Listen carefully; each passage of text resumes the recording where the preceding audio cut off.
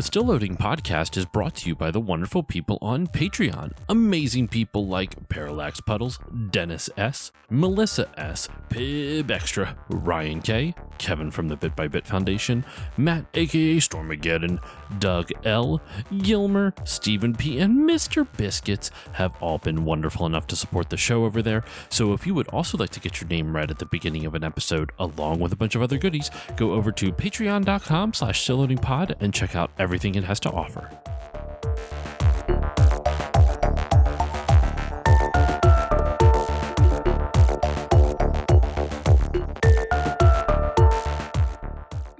On this episode of Still Loading, that's not what your mother said last night, Trebek.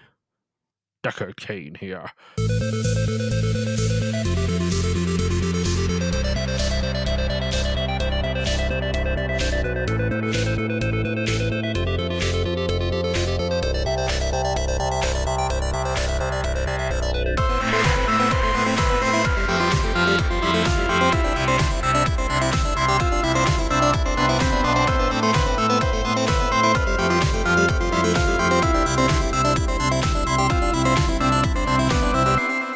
Hello, everyone, and welcome to this new episode of the Still Loading Podcast. I'm your host, Josh Koval, and today's episode, I have a returning guest for you.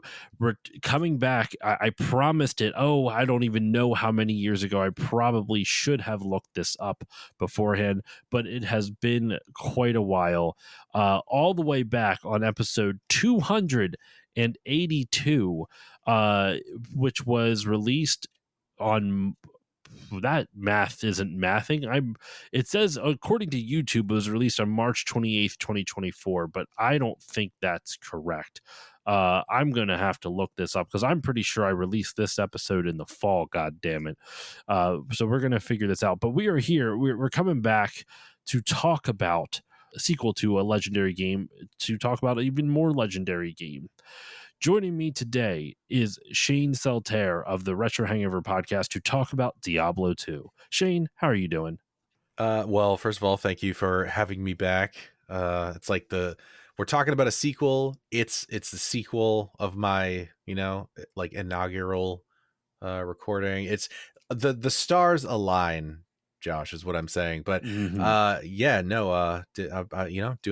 pretty good. Happy to be here. I have determined that I am the resident Diablo slut for apparently all of the podcasts in our in our sphere, because everybody's just like, oh, we're going to talk about Diablo. Hey, yo, you should go hit up Shane, which, by the way, I'm totally fine with, because I could I'll nerd out about Diablo to whoever is willing to listen, and even some of those that don't. It's I did look it up, by the way. Our episode on Diablo 1 came out on October 1st, 2023. So this is coming out in November 2025. So you know what? It's a little over 2 years since you were last on the show in earnest, and it's been too damn long, I say. And it's funny though that you say it's true. You are the resident Diablo slut, as you coined it for yourself, in kind of like our podcasting group. But I find that interesting because Diablo is a popular series, right? It's not like you're the only one who likes this game, but I always find it interesting where there's bizarrely popular properties in media. And I shouldn't say bizarrely, just popular properties in media. And bizarrely, the bizarre part about it is that it's popular, but within the people that I know online through podcasting, no one fucking talks about it. And Diablo just feels like that. I don't see people talk about Diablo, and I don't know why that is. The media property I was thinking of somewhat recently, because I'm doing it for my own show, is Muppets and Jim Henson and stuff like that. I don't see people fucking talking about the Muppets very often, and the Muppets fucking rule. So shout out to Still Muppeting, coming out this month on the Still Loading Podcast Patreon. You'll hear more about that at the end of the episode. But yeah, Diablo though, back to Diablo, with no pun intended with the two, but but with Diablo, I'm just surprised no one else. I'm a huge Diablo fan as well. It's Diablo 2 specifically. As I mentioned in our Diablo 1 episode, I didn't really play that, and I played it for the first time for that episode. But Diablo 2, I got a history with, man. So I'm just surprised more people don't talk about it. Yeah, Yeah, man, I don't know. Like, because you'd think that we'd actually end up hearing more about it than your average person, given the company that we keep. But yeah, I don't know. For some reason, it just doesn't come up that often. It may just be because it's like a known quantity, right? Like nobody talks about it because everyone just assumes that everyone knows it. So it's like, why bring it Mm, up? Maybe that's why. I don't know. maybe because then it feels like there's known quantities that everyone talks about a lot. Like I love Mario, I do Mario month every year, but like everyone talks about Mario. Or people Um, won't shut up about Final Fantasy. Yes, and with my Final Fantasy draft that I do every year. Thank you for the plug, Shane. You're Um, welcome.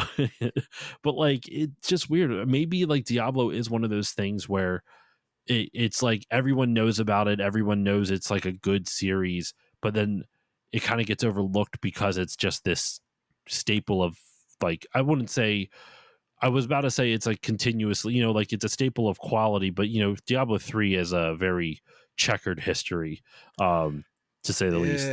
Yeah, I have to imagine that the the later releases in the series probably contribute to the fact that people maybe don't talk about it quite as much because though I will 100% back the current version of Diablo 3 because though it is very much a different game, it is super arcadey unlike its predecessors. um, it's also just a really solid game, but it wasn't always that way. It had a very, very rough start. And then Diablo 4, I mean, like cards on the table, I haven't played Diablo 4 in at least 6+ months, I think, probably longer, even Mm, though there are still seasons happening because they're just they're they're just really mishandling it, if I'm being honest. And it's not as good as it could be. And so I have to imagine that that probably tarnishes the reputation of the IP just yeah, as a whole. But I Diablo mean, Immortal as well kind of tarnished it for a bit too.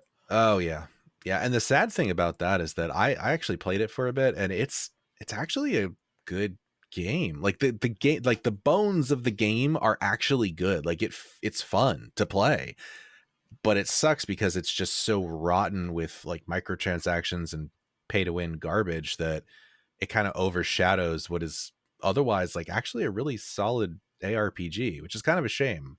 But I have yet to play it on. It's a mobile game, right? Like it's still you can still play it, right? It's still out, right? oh They're yeah, still yeah, yeah, yeah.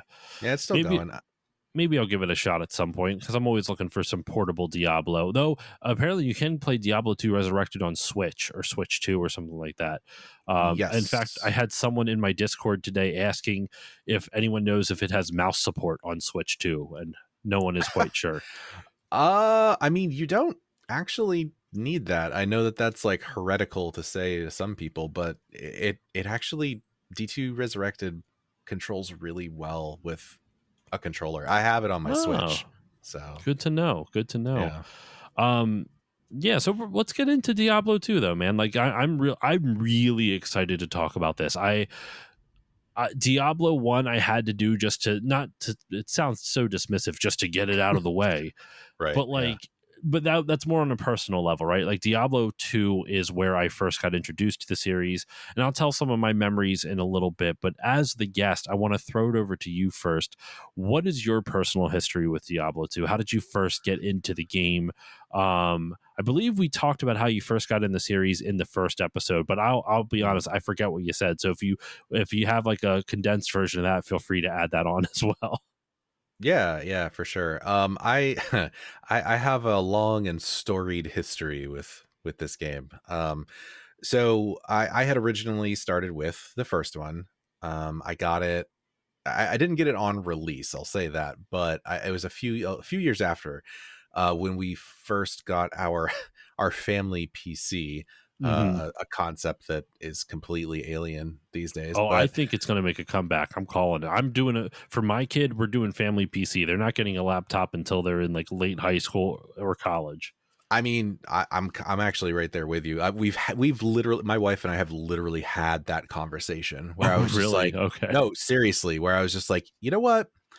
maybe we should just have a computer that's like in the living room, like at least that way they're not bringing a laptop into their room and doing who knows what. But anyway, that's an entirely other topic. But um so that's kind of where it started. I played a ton of the first game, and then of course I was super hyped for Diablo 2 to come out. I the memories of it for me right now are hazy at best. I don't know exactly when I got it, but I know that I did.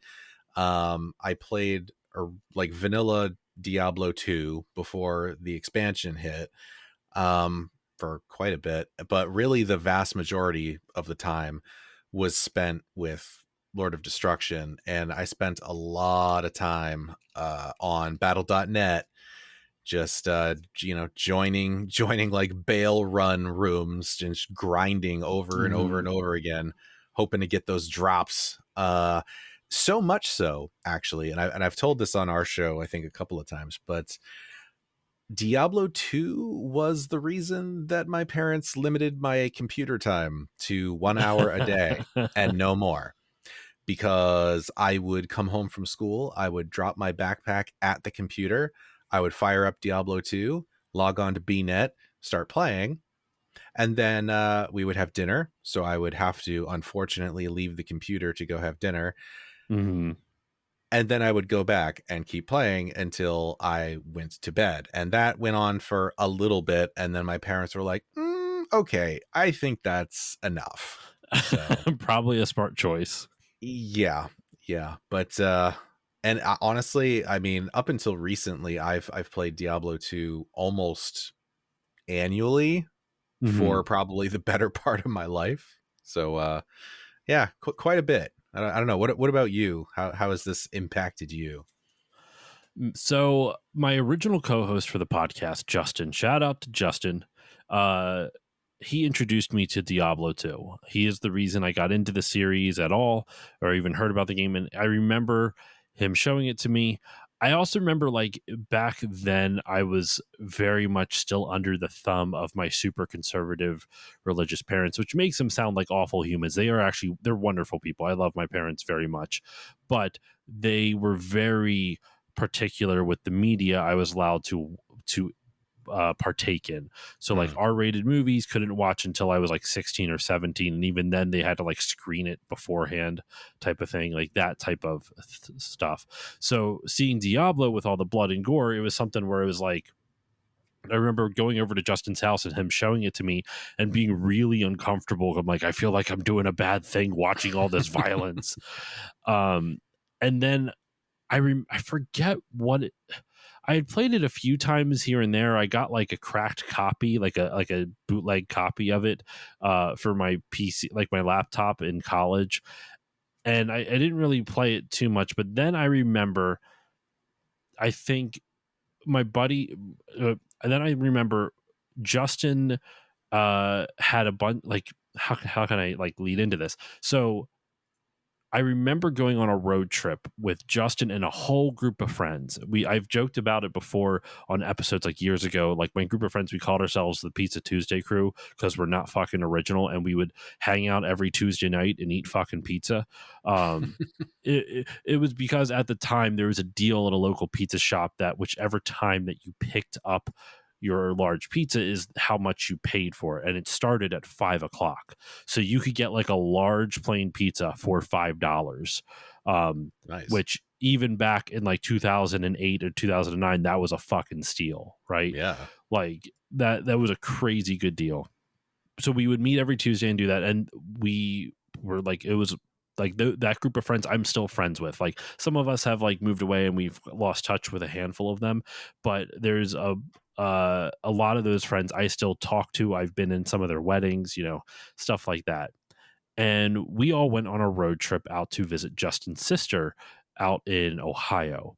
And instead of doing normal fucking vacation things, and I can only imagine all the like Justin's girlfriend at the time, my friend Jamie, his girlfriend, now wife, were all with us, and us guys did fuck all. He had a whole bunch of laptops, and we all installed the cracked version of Diablo 2. And I mean, all of us, we had like a 4 or 5 person like party, and we were all grouping together and just doing like playing through Diablo 2 together from start to Nice. finish. And we were only out there for a week, and there was like there was at least 2 of those 5 or 2. I think we were there for like 5 or 6 days, and I believe 2 of those 6 days we spent the entire day indoors playing Diablo 2. And we ended up like maxing out. We ended up getting to hell mode, and we would do Mephisto runs and like trying to get like loot and whatnot, and trying to find like the best possible sets. You know how like there's the sets that are perfect for each class type of thing if you get those Mhm. really crazy lucky drops. So we would like look up like loot tables and try to see which bosses we needed, and then we would stack all the magic find items and stuff like that. Like, we played that game nonstop for a week, and that was one of my favorite weeks of my life. Which I feel so bad for all the my friends' partners who were not into any of that, and just had to like just watch their significant others just be absorbed in a computer game while you're on vacation in Ohio. We did go to some amusement Yeah. parks and travel around, so we did do some sightseeing, but the vast majority of that weekend was Diablo 2, and I've been in love with the game ever since. I've played it a bunch of times since then. We would have a couple Diablo 2 nights after that, but after that vacation like over a decade ago, we never did anything close to that. Like, that was like a one and done type of thing. But we'll still play periodically. Like, I got Diablo 2 Resurrected last year and still really enjoy it. Maybe earlier this year, I can't remember anymore. But yeah, that's my personal history though, man. Like, it's basically a week in Chicago, not Chicago, sorry, a week in Ohio of just nonstop Diablo 2. And also, shout out to Donato's. It's a pizza chain that used to be in my area. I live in Pennsylvania. It's no longer in Pennsylvania. They're like franchised, and there was happened to be one out in Ohio. I don't even know if it's still open or where it's at, because I don't even think his sister lives there anymore. But that was like the first Donatos we had in like well over 3 years, because the one near us closed down. So we ate Mm. nothing but Donato's pizza and played Diablo 2 for like a week. It was awesome. I mean, I know that I know, listen, okay, adult me, right? Like responsible adult me would say, I mean, that sounds like it was probably real shitty for, their respective partners, and that, that's maybe not the best call, but also the other part of me is like, that sounds fucking incredible. And you are clearly living your best life. So, We did. And you know what? To be fair, like my one friend, he's still like, him and his partner are now married. So you know what? It clearly didn't damage that relationship. And the other one, I don't think that caused any damage to the relationship. They did end up breaking up, but for very different reasons than a week of Diablo 2 in Ohio. But yeah, so that was so much fun, man. An absolute blast, and that was my experience with it, and I've loved Diablo 2 ever since. So that's why I was saying at the top of the episode, I'm so excited to talk about this game, because it's one of those games that it scratches an itch, whether it's an ARPG thing. Also, I was telling you off mic, I've been into the Wheel of Time series recently, and mm, shout out, there is actually a Wheel of Time video game from 1999, which I will cover on the show at some point, because I'm so obsessed with Wheel of Time right now. But I want to wait till I read all the books right before then, because I don't want the game to spoil anything for me by accident. yeah. So I'm going to read all the books that had come out up until that game's release, so I can't possibly be spoiled by anything. Hopefully, we'll see. But anyway, so if I'm looking for kind of like a high fantasy itch, uh, to like that needs to get scratched, Diablo 2 actually kind of does that for me, because I'm not a big fan of like, you know Elder Scrolls games. I know it's a controversial take, but it's just nothing that I've tried a bunch of times. I just can't get into them, and I'm not a fan of. And I'm sure there's tons of others. Like high fantasy is a crazy common like genre and trope in video games, but Diablo 2 is like the one. Like if I'm looking for like a comfort game, I go to Mhm. Diablo 2. Oh yeah. Yeah, no, 100%. I think I probably said this on the first episode that we did, but interestingly, and I think I probably also kind of enumerated my reasons as to why, but my Diablo comfort game over time has actually shifted towards the first one more Yeah, than I do D2. remember you saying that. Yeah. And we'll probably get into like some of the reasons as to why that is when we talk a little bit more about like the fiddly bits and pieces of the game, but both also satisfy that space for me, like 100%. And you know what? I think as a way to kick off our conversation on Diablo 2 and get into the nitty gritty and the meat and potatoes of the Mm, conversation, I guess, is just talk about the differences between Diablo 1 and 2, because this is a sequel. Like what do they do differently? And there is a lot. There's a lot that they do differently in Diablo 2. In doing research for this, one of the things they really set out to do was just make Diablo 1 but bigger. That was hmm one of the core focuses. And they succeeded in that in a lot of different ways, um, not just in terms of quality of life improvements. There's a whole lot new in this, but the big differences between the original and this, there are three classes in the original: warrior, rogue, and sorcerer. And in this, there are 5 classes in the base game, and then 7 classes once you add in the expansion. And actually, real quick, I should really shout this out now. Diablo 2 came out on June 28th, 2000, and then its expansion pack, Lord, excuse me, of Destruction, came out on June 29th, 2001, originally. Then, there are different release dates for different regions, but those are the earliest ones right now.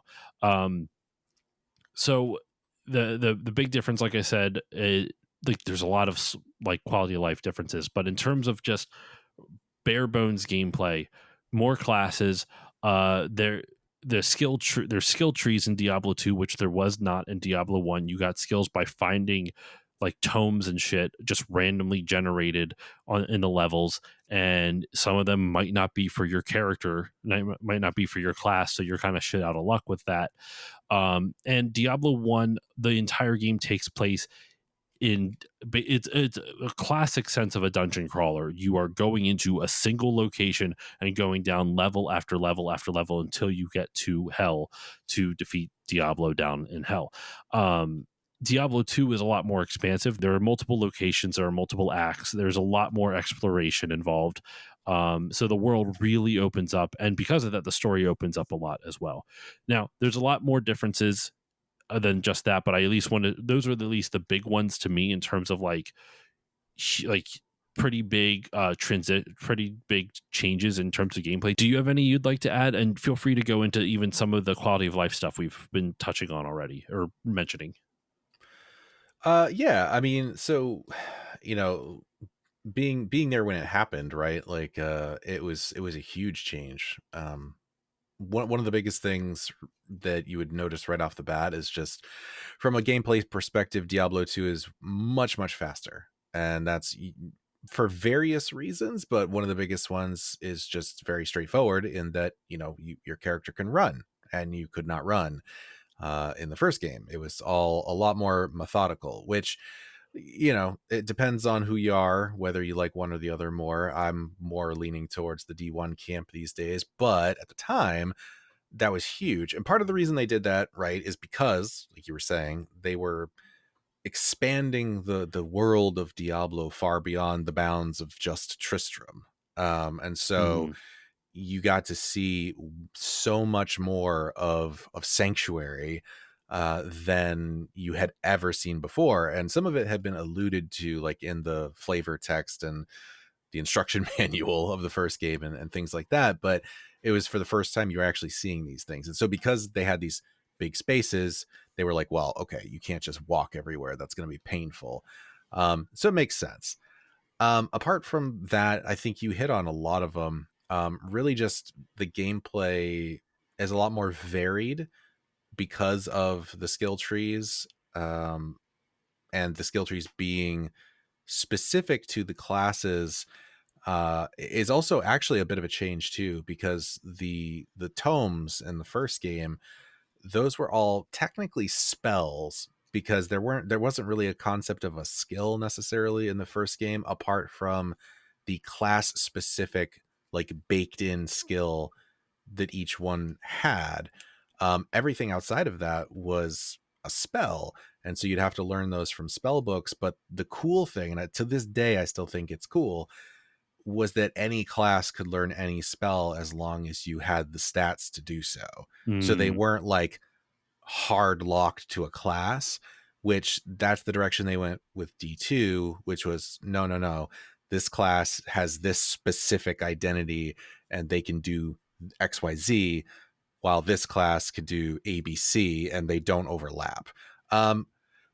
There's definitely like game design arguments to be made about what's better, what's not, but I mean that's the direction that they took. And for the most part, I mean, given that this game's regarded as, one of the best of all time, I'd say they probably did okay.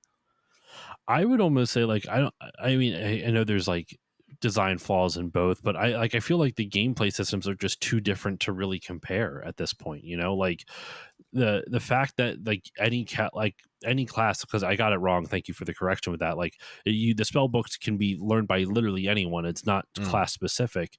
That's so different than what it is in Diablo 2, which is just skill trees. And they were talking about one of the things they talked about in the post-mortem. I was talking to you a bit offline, off mic about that.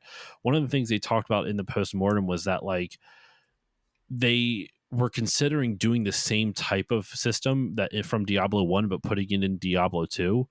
But the problem is that when you have so many classes, you're going to be picking up a lot more books that really aren't going to be for you until you level your character way the fuck up and get the stats you need. mm-hmm. Or so like if you have a whole bunch of barbarian tomes and you're a sorceress, like, or if you get a barbarian tome and if you were to get, excuse me, a barbarian tome and then a paladin tome and then a Amazon tome, like, yeah, you might be able to use one of those eventually, but you would have to put the stats in at the right time. So like you're waiting longer because there's more classes. You'd be waiting longer to get tomes that are useful to you, or waiting longer just to level up to get to the stats needed for those tomes. Right. So they scrapped that idea and then they went with skill trees.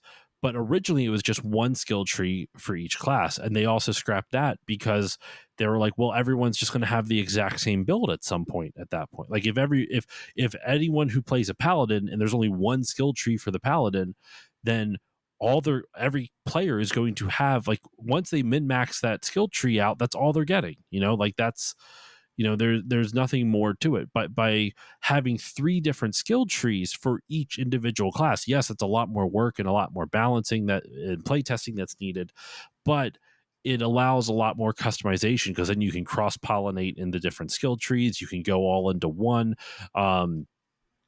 And even within skill trees, as we see in Diablo 2, you can focus on hyper specific things. Like the character I played as when I was playing this for the episode was a paladin. I did the Zealadin build, right, where Mm, I got fanaticism, I got zeal, and really the I forget what the names of all the skill trees are, but the one with zeal in, you pretty much get sacrifice and zeal, and you don't need the rest in that one because you're focused on sacrifice, which gives you more damage for zeal, and then you level up zeal as well, put skill points into zeal so you can hit faster and harder and all this other stuff. And then fanaticism gives you the aura that will increase all of those things, so you're just beating the fuck out of people as fast as humanly possible. You click once and you can attack 6 times in a row. yeah. um and it's just a dude, just it looks like he's playing whack-a-mole on the screen, just bopping all around. It's great, but that's a hyper specific build. If you want to cross pollinate, you can. There's so much customization options in this because the skill trees are so expansive. And if they had gone with the original Diablo 1 version of it, it would have never have been that varied.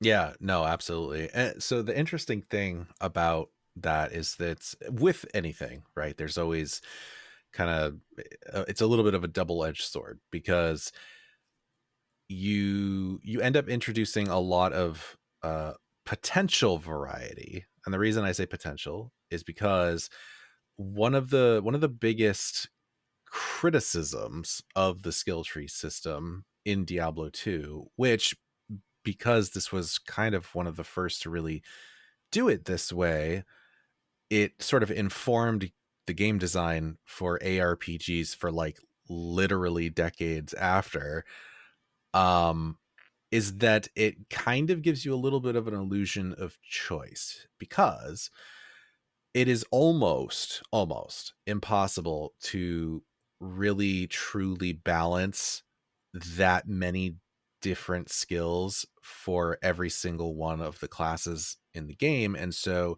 inherently what ends up happening is that after a little while, the more, enterprising amongst us who, Hmm. play the game forever and really get into the nitty-gritty of the numbers and the min-maxing, figure out like, oh, hey, okay, so for, the paladin, there's like these three builds. Like there's, like Zealadin, Hammerdin, and, an Oradin.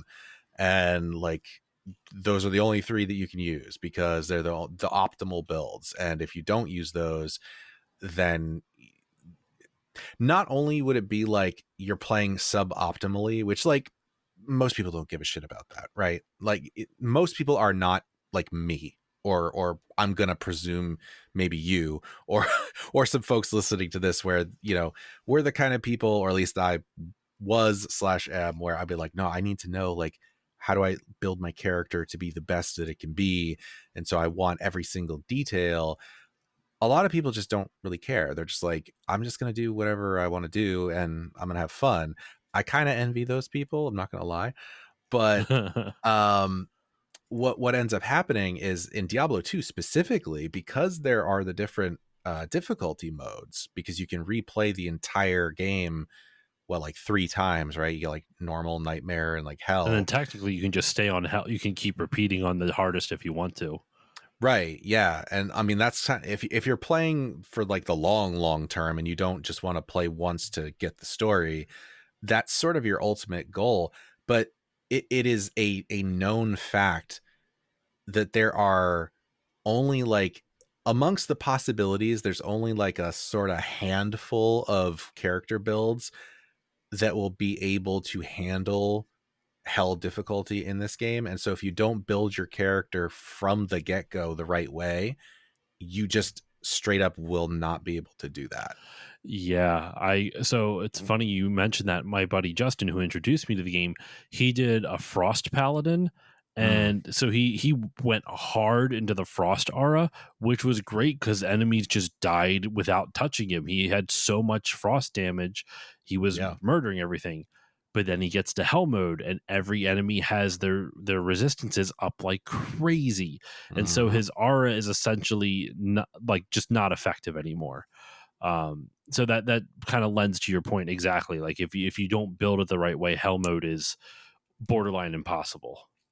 Yeah, I mean, well, yeah, because you have resistances, and then you also have, now I wouldn't say most, but a decent amount of enemies just straight up have immunities. Like you can just run into packs of enemies that are just completely immune to frost, and then you're like, well, I guess I'm gonna run away. I guess that's the answer. So actually have a quote from the postmortem about the QA and the testing and everything, and like in regards to the balancing with this. And my note for it was, "Holy fuck, QA sounded like a nightmare for this game." So it's a fairly long. I have a bunch of fairly long quotes for this. I'll try to read them as quickly as possible. But here's the quote I grabbed from the postmortem for this game. The task of testing Diablo 2's scope, with its huge degree of randomness and its nearly infinite character skill and equipment paths, required a Herculean effort. We found we could not play balance the climactic fight against Diablo without actually playing the entire game up to that point, because we could not predict what kinds of equipment or characters uh, because we could not predict what kinds of equipment a character might have or what path through the skill tree he or she may have followed. This meant 20 to 30 hours of play for all the different characters with a good variety of skill sets and equipment for each. Whenever we changed the game's treasure spawn rate or experience curve, we had to test it all again. Further complicating matters were multiplayer and difficulty mode balance.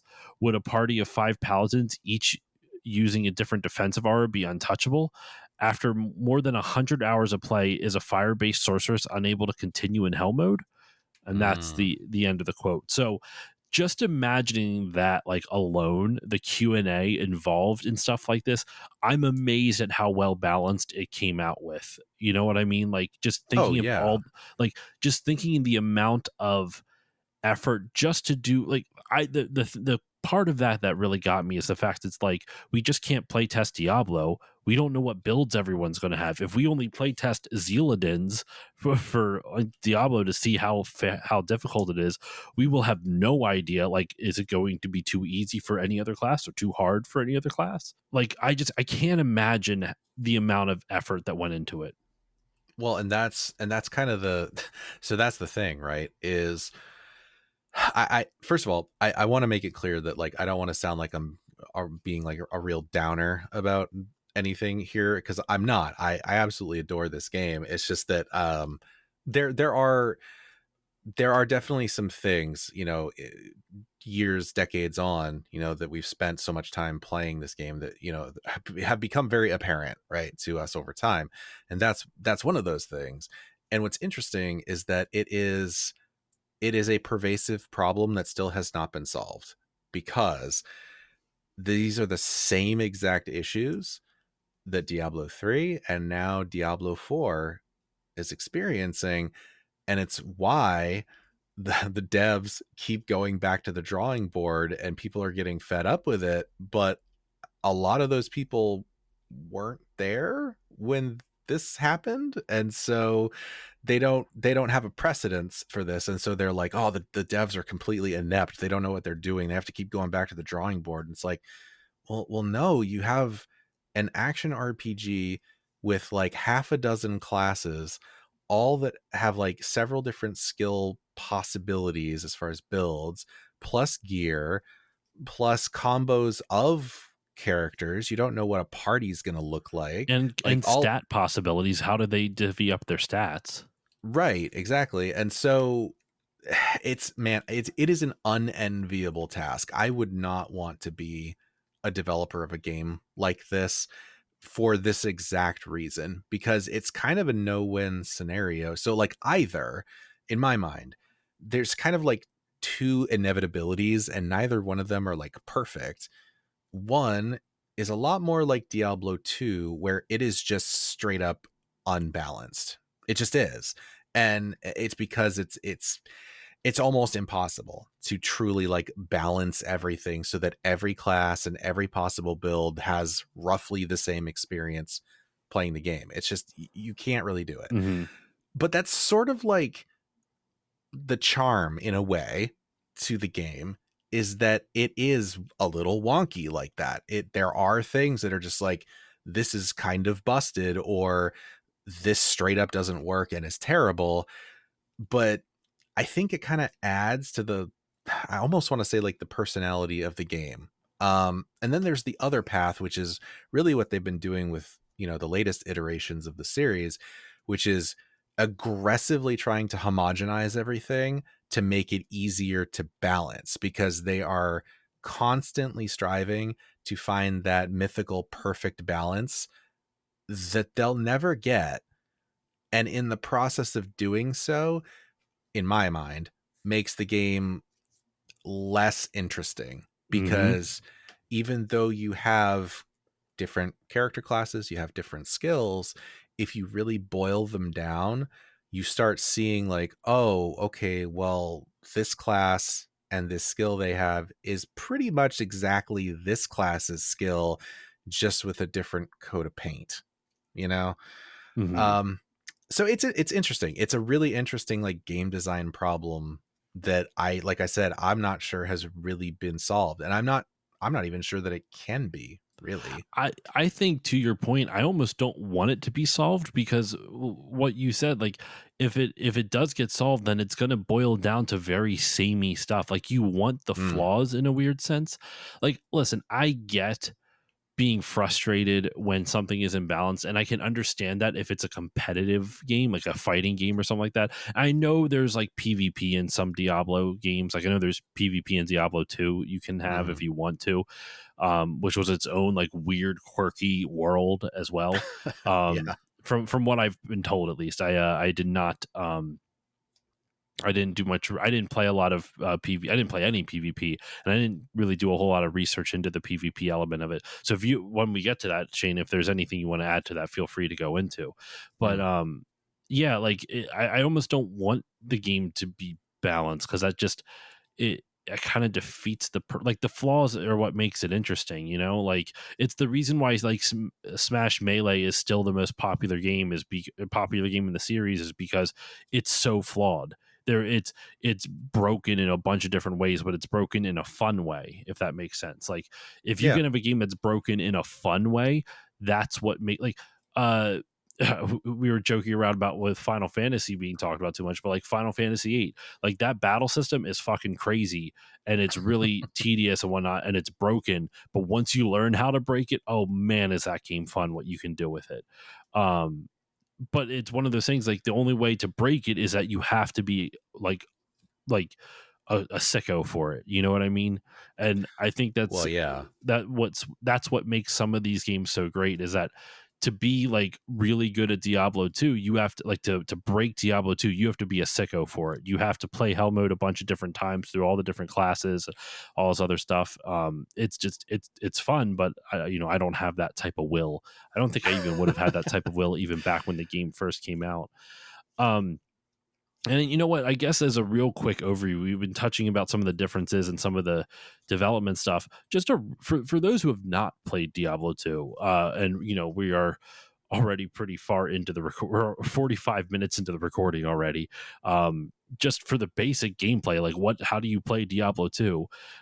You run around and you kill a shitload of enemies. They give you experience, which then you level up, and then can choose which stats you want to boost. You generally have strength, dexterity, vitality, and energy, and then you have skill trees for each character, and you get one skill point per level, though you can get more skill points through various quests throughout the game. And you put the skill points in whichever skills you want to learn, and you build a character based around that. That is there's a lot more to it. There's a lot more nuance as you kind of dive into the stats. Like, for example, from my understanding, you can correct me if I'm wrong, Shane, you never have to put points into energy. Energy is a useless stat to put anything into. Yeah, energy is a trap. Like even even if you're a caster, like just don't do it, because the way that it scales, like you don't need it early game, and then your gear will have enough energy bonuses on it that you don't actually need to waste points. So yeah, You it's just pretty you just much put like, shit into vitality, and then whatever you need for your gear. essentially, yeah, like at a base level at any class, and obviously there's some variations depending on what you're trying to do, but any class is like you have one main stat really, and then like enough strength to wear your gear that you want, and then just dump a shit ton into vitality so you don't get one shot by things. And to add to the gameplay with it, there are the different classes you can play as in this. You have the Amazon, the Necromancer, the Barbarian, the Sorceress, and the Paladin. And then the two additional classes you get in Lord of Destruction is the Druid and the Assassin. Hmm. And both of them, all of them, excuse me, feel very distinct. I My first character that I ever played was a Necromancer. I love Necromancers; they're a lot of fun. Being Yeah. able to, like, raise an army of the dead, and then, even then, if you don't want to go with the raising an army of the dead thing, you can get like different bone weapons, like bone walls and shit like that. It's great. uh Barbarian is your standard, like, tank and spank type of character. Just put everything to strength and vitality, you just beat the fuck out of people. Whirlwind, baby. Spin to win. Sorceress, obviously your mage class. Paladin is a lot of fun, just because it's like you can do, it's like that combo of like barbarian but sorceress, sort of. Like you get some spells, but usually it's auras is mostly where your magic comes in. Or there's more to it than that as well. And then the Amazon, I never really got into the Amazon. I could never really enjoy it. Are you a fan of the Amazon class?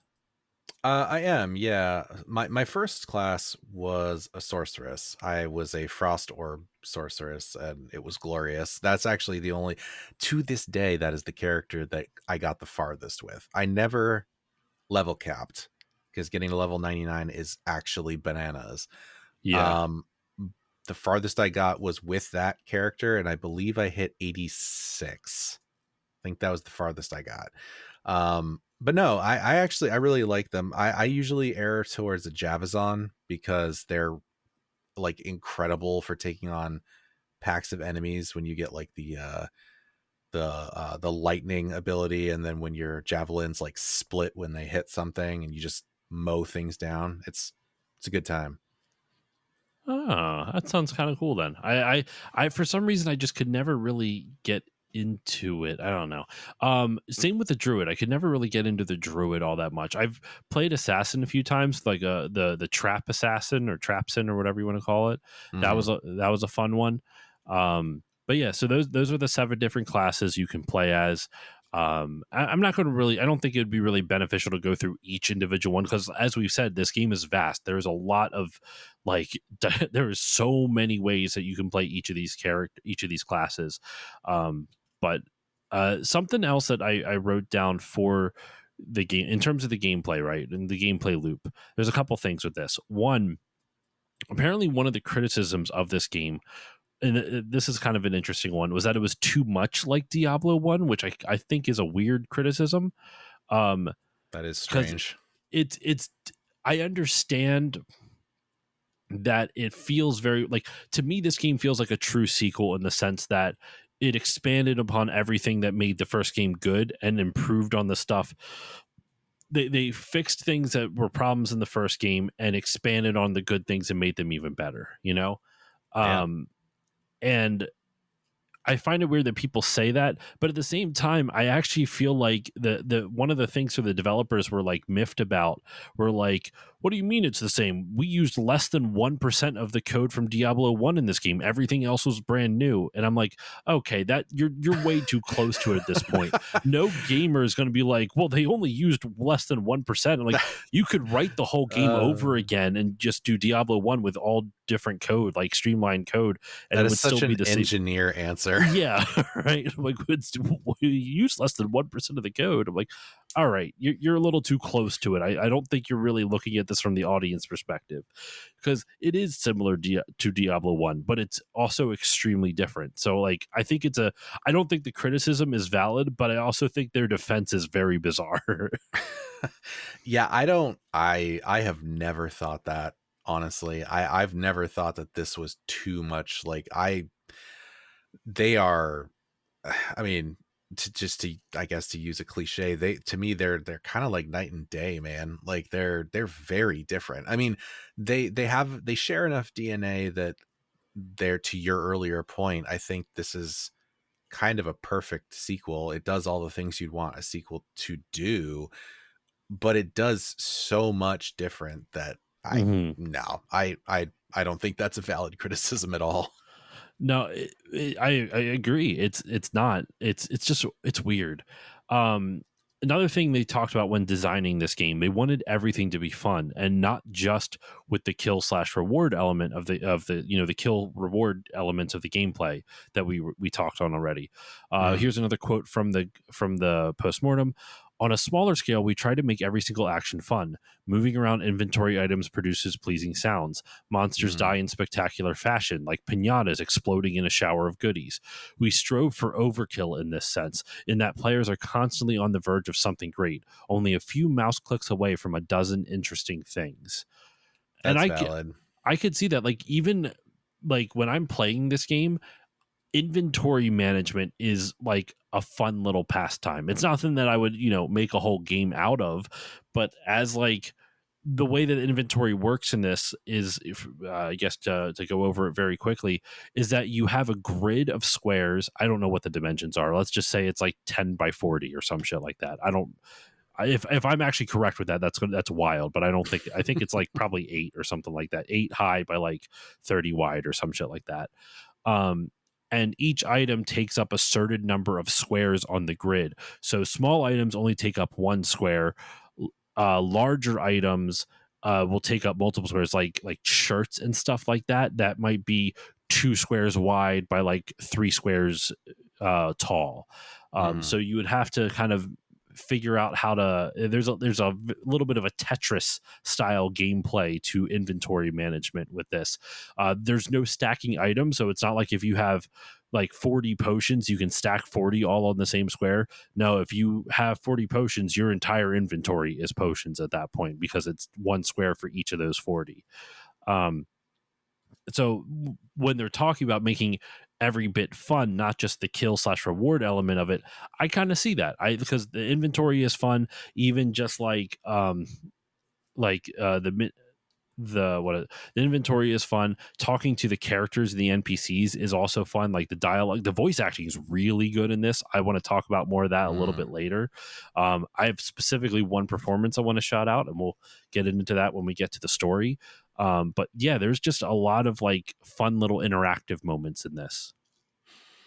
Yeah, yeah. I mean, there's a reason that this is basically like digital crack. It's it's all those little attention to detail things that they actually they described it perfectly. Like you are usually quite literally a few clicks away from something cool almost all the time. And even if it's just little almost imperceptible things that you kind of take for granted until you really kind of do what we're doing here and sit and talk through it, like sound effects when you move things in an inventory. Like your average person is not going to be like, oh, I really appreciate the effort that went into the sound design for making things sound good when I drop them in my inventory. But like you just sort of intrinsically appreciate it. Like you know it when it's good, even if you can't really like articulate it. Mm-hmm. Um and I think all of those things really do come together very well. This is very much a like one more run kind of game, and then Yeah. that turns into being up until 4 a.m. or something.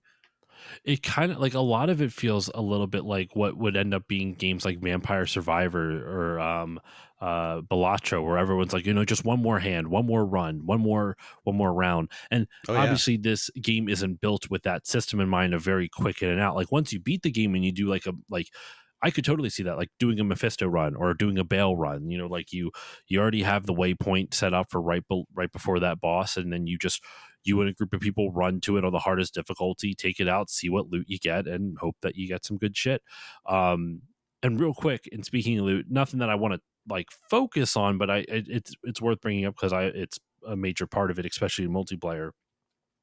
Loot is not instanced in this game, so when you pick up gold, whoever's in your party or in your group, you'll share the gold. But if there's a really nice item on the ground, you better, and you want it, you either better have a system in place already, like everyone's being very nice and waiting until we figure out what it is, or you better have quick fingers and move over and grab it quick, because people all see the same shit. So if you see a gold item or like a unique item and you want, or like a green armor set, like a green like part of a like an actual like set of armor that gets different bonuses and stuff like that, you better be fast. So that was always amusing to me. Like it turned into like a little mini competition among friends, like just like who's going to get this one, like how fast can you click. Oh, it was, yeah, no, I mean, it's fucking Lord of the Flies online, man. Like, Yeah. seriously, like when I was doing that, when you could jump into those public rooms in battle.net where, they name them like, Meth Run 98 or whatever, and you jump in there and it's just a group of people just running Mephisto over and over and over again. That's exactly what that is. It's like, okay, yeah, we're gonna work together, until this boss dies, and then it is every person for themselves, and you better hope that your internet connection is solid on probably dial-up at that time, because I know that's what I was using, Mhm. to to collect those good items before somebody else did. Yeah, it was interesting times for sure. It's always it's I love that part of it, man. I know it was probably obnoxious in the moment and you'd be pissed off at losing something, but I find it amusing in retrospect. Um Something else to touch on, I want to touch on the way they designed the gameplay itself. You know, how did they, you know, when they were going through all the putting all the steps in motion for all this, like how did they kind of work on this game? This is another pretty large quote from the postmortem. Um, the first step that they did in developing this game, because they didn't actually have like a complete official design document. They kind of had like a rough plan and they were just making shit up as they went. Mm, Also, fun fact, they in Diablo 1 they had 4 months of brutal crunch in order to um finish the game, and they wanted to avoid that. So for Diablo 2, they ended up having 12 months of brutal crunch in order to finish the game with more people. There was 40 people in this development team for this. But the quote I from the postmortem about developing the gameplay, because it was the first thing they focused on, and it says, first we make the game playable as soon as possible in the development process. Our initial priority was to get the guy moving around on the screen and hacking monsters. This is what players would be doing most of the time, and it had to be fun. We were constantly able to hone the controls, pathfinding, and feedback mechanisms during the entire length of the game's development. Most importantly, it allowed us to determine what was fun to do so we could provide more of it, and discover what was awkward or boring so we could modify or remove it. For instance, it became obvious very early that players would be killing large amounts of the same monsters, and those monsters would predominantly be attacking the players. This gave us the opportunity to plan for multiple death sound effects and additional attacking animations for each monster.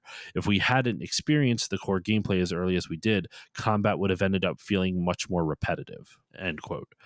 So yeah, it I think you can tell how much effort they put into, like, this is a direct quote showing how much effort they put into the gameplay, but I think their effort paid off because the moment to moment gameplay in this, we were talking about how they wanted to make every element fun in this. That was from the get go, kind of like what, you know, Miyamoto did with Mario on Mario, like in all Mario games. He focuses on the core movement and then figures out the fun, like the puzzles outside of that. Because if Mario is fun to control, the rest of the game will also be fun to play.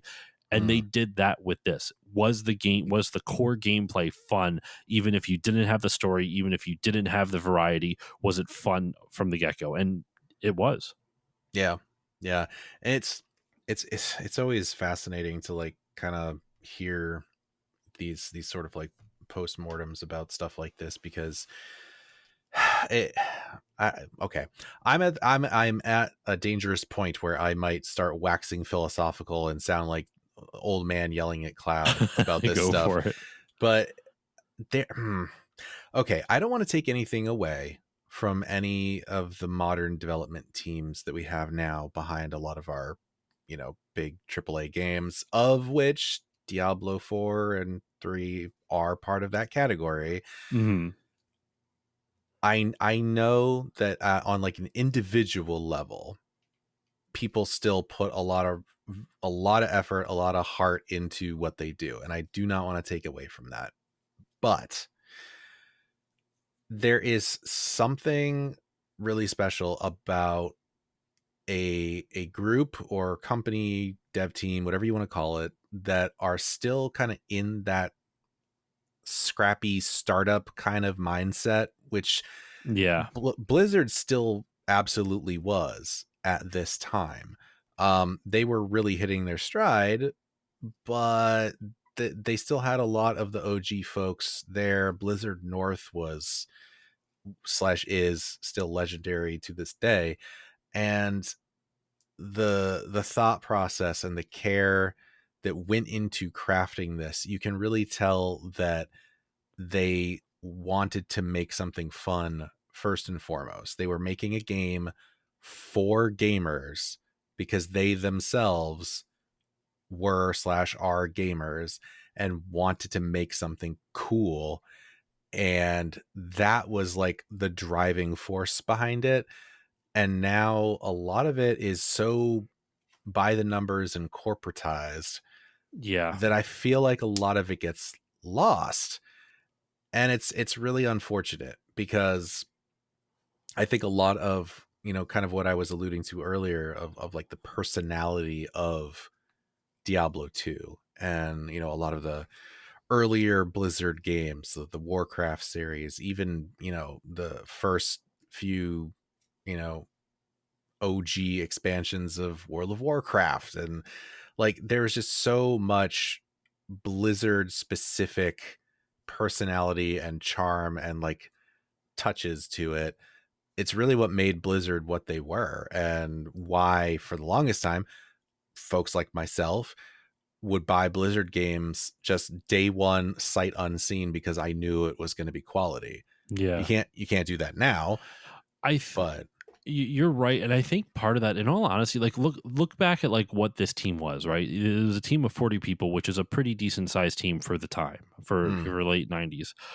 Um, but think of it now, right? Where like the reason why these games I think have a lot more charm to them, there's a combo of factors. One, definitely nostalgia and old man glasses, right? Like there's that's yeah, definitely an element to it.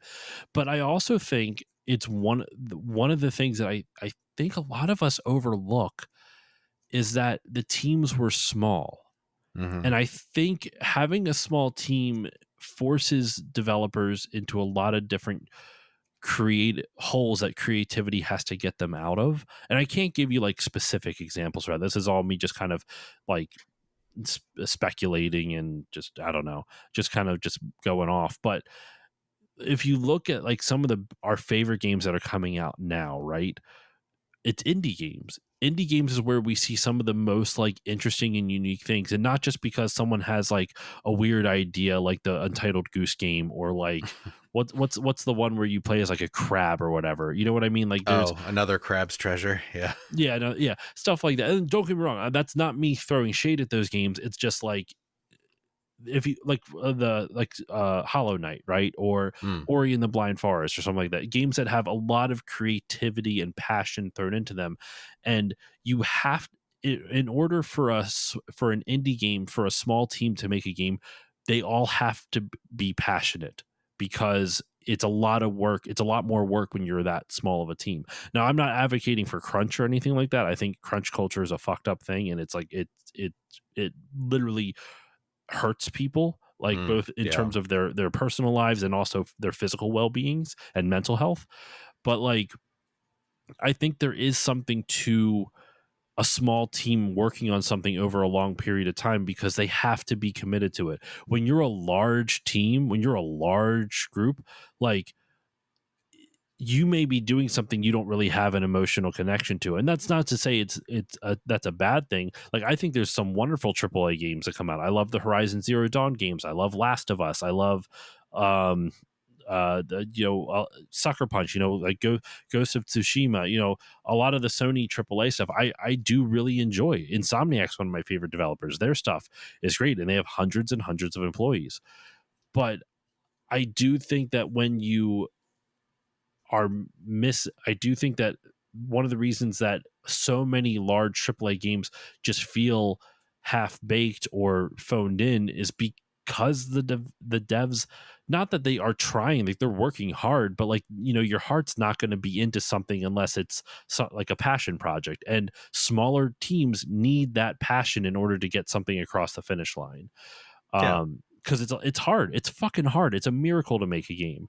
And what, like, I always remember the example. I always think back to when I was in college. I went to school for game design and simulation, and I have an associate's degree in it. Not that that means anything. It's not like a brag. It's just, I was interested in games. And I remember my 3D teacher. The teacher was teaching me like 3D rendering and graphics and stuff like that. He could have gotten a job at EA working on Madden, right? Like, oh my gosh, like working on like one of the biggest game franchises of all time. Like, wouldn't you want to do that? He turned it down because he was going to be in charge of grass. That's it. that His is entire that is job, so much worse than I thought it was going to be. I mean, there's a lot to it. Like when a player runs across the field and they step on the grass, how is the grass going to bend when the wind's going in? Like all the different things, all the different like effects that goes into just that immersion building, which Sure. I get it. I get why they put so much effort into that, especially this was back in like 2008, 2009. So this is like right around like the PS3, Xbox 360 era. Um, but that was back then. That's 15 years ago. That's over 15 years ago at this point. And he was responsible for just grass. Now imagine that on even larger scales now where you have creative people who are thrust into a big company and their entire day is spent on trying to figure out the physics of hair on one model's head or like five models heads, right? And how is it going to blow in the wind? Like, did they get to have a creative vision for it, or are they just working on rendering hair and figuring out the physics of it? You know what I mean? Like Yeah. I think because the games are so big and you have to have so many specialized people, specialized departments for specific things, you lose a lot of that uniqueness that smaller dev teams will have just due to the small nature of it. um so, and it's not, once again, this is not throwing shade at AAA stuff, though there's lots of things to throw shade at AAA game development about. I just think it's the nature of the business. Like if you want those gigantic experiences, you have these large groups, and in order for those to work, you have to have really you have to have a really well-oiled creative upper management team that knows how to manage a large group of people, and that still can be hit or miss even then. So to bring it back to Diablo 2, I think like the reason why old Blizzard games, Diablo 2 specifically, resonate so much still is because they were smaller teams, and all of them were passionate to maybe to varying degrees, but they were passionate about what they were working on. And even with this, like there was no lead game designer for this. You had programmers and you had uh, artists, and they were all working collaboratively for the design together, which is a very different environment than what you would see now, you know?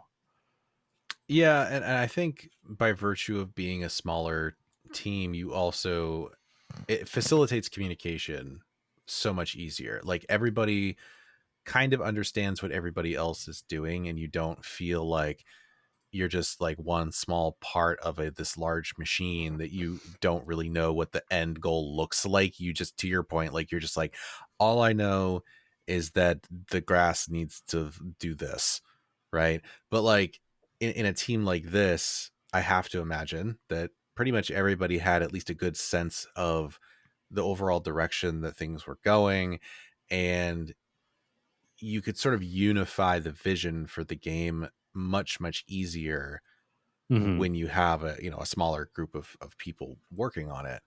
I mean, we could spend the rest of this time talking about that, because that's one of those things that like I personally don't think the games need to be as big as they are now. I I agree. think it's unnecessary. And the proof is like what you said, indie games.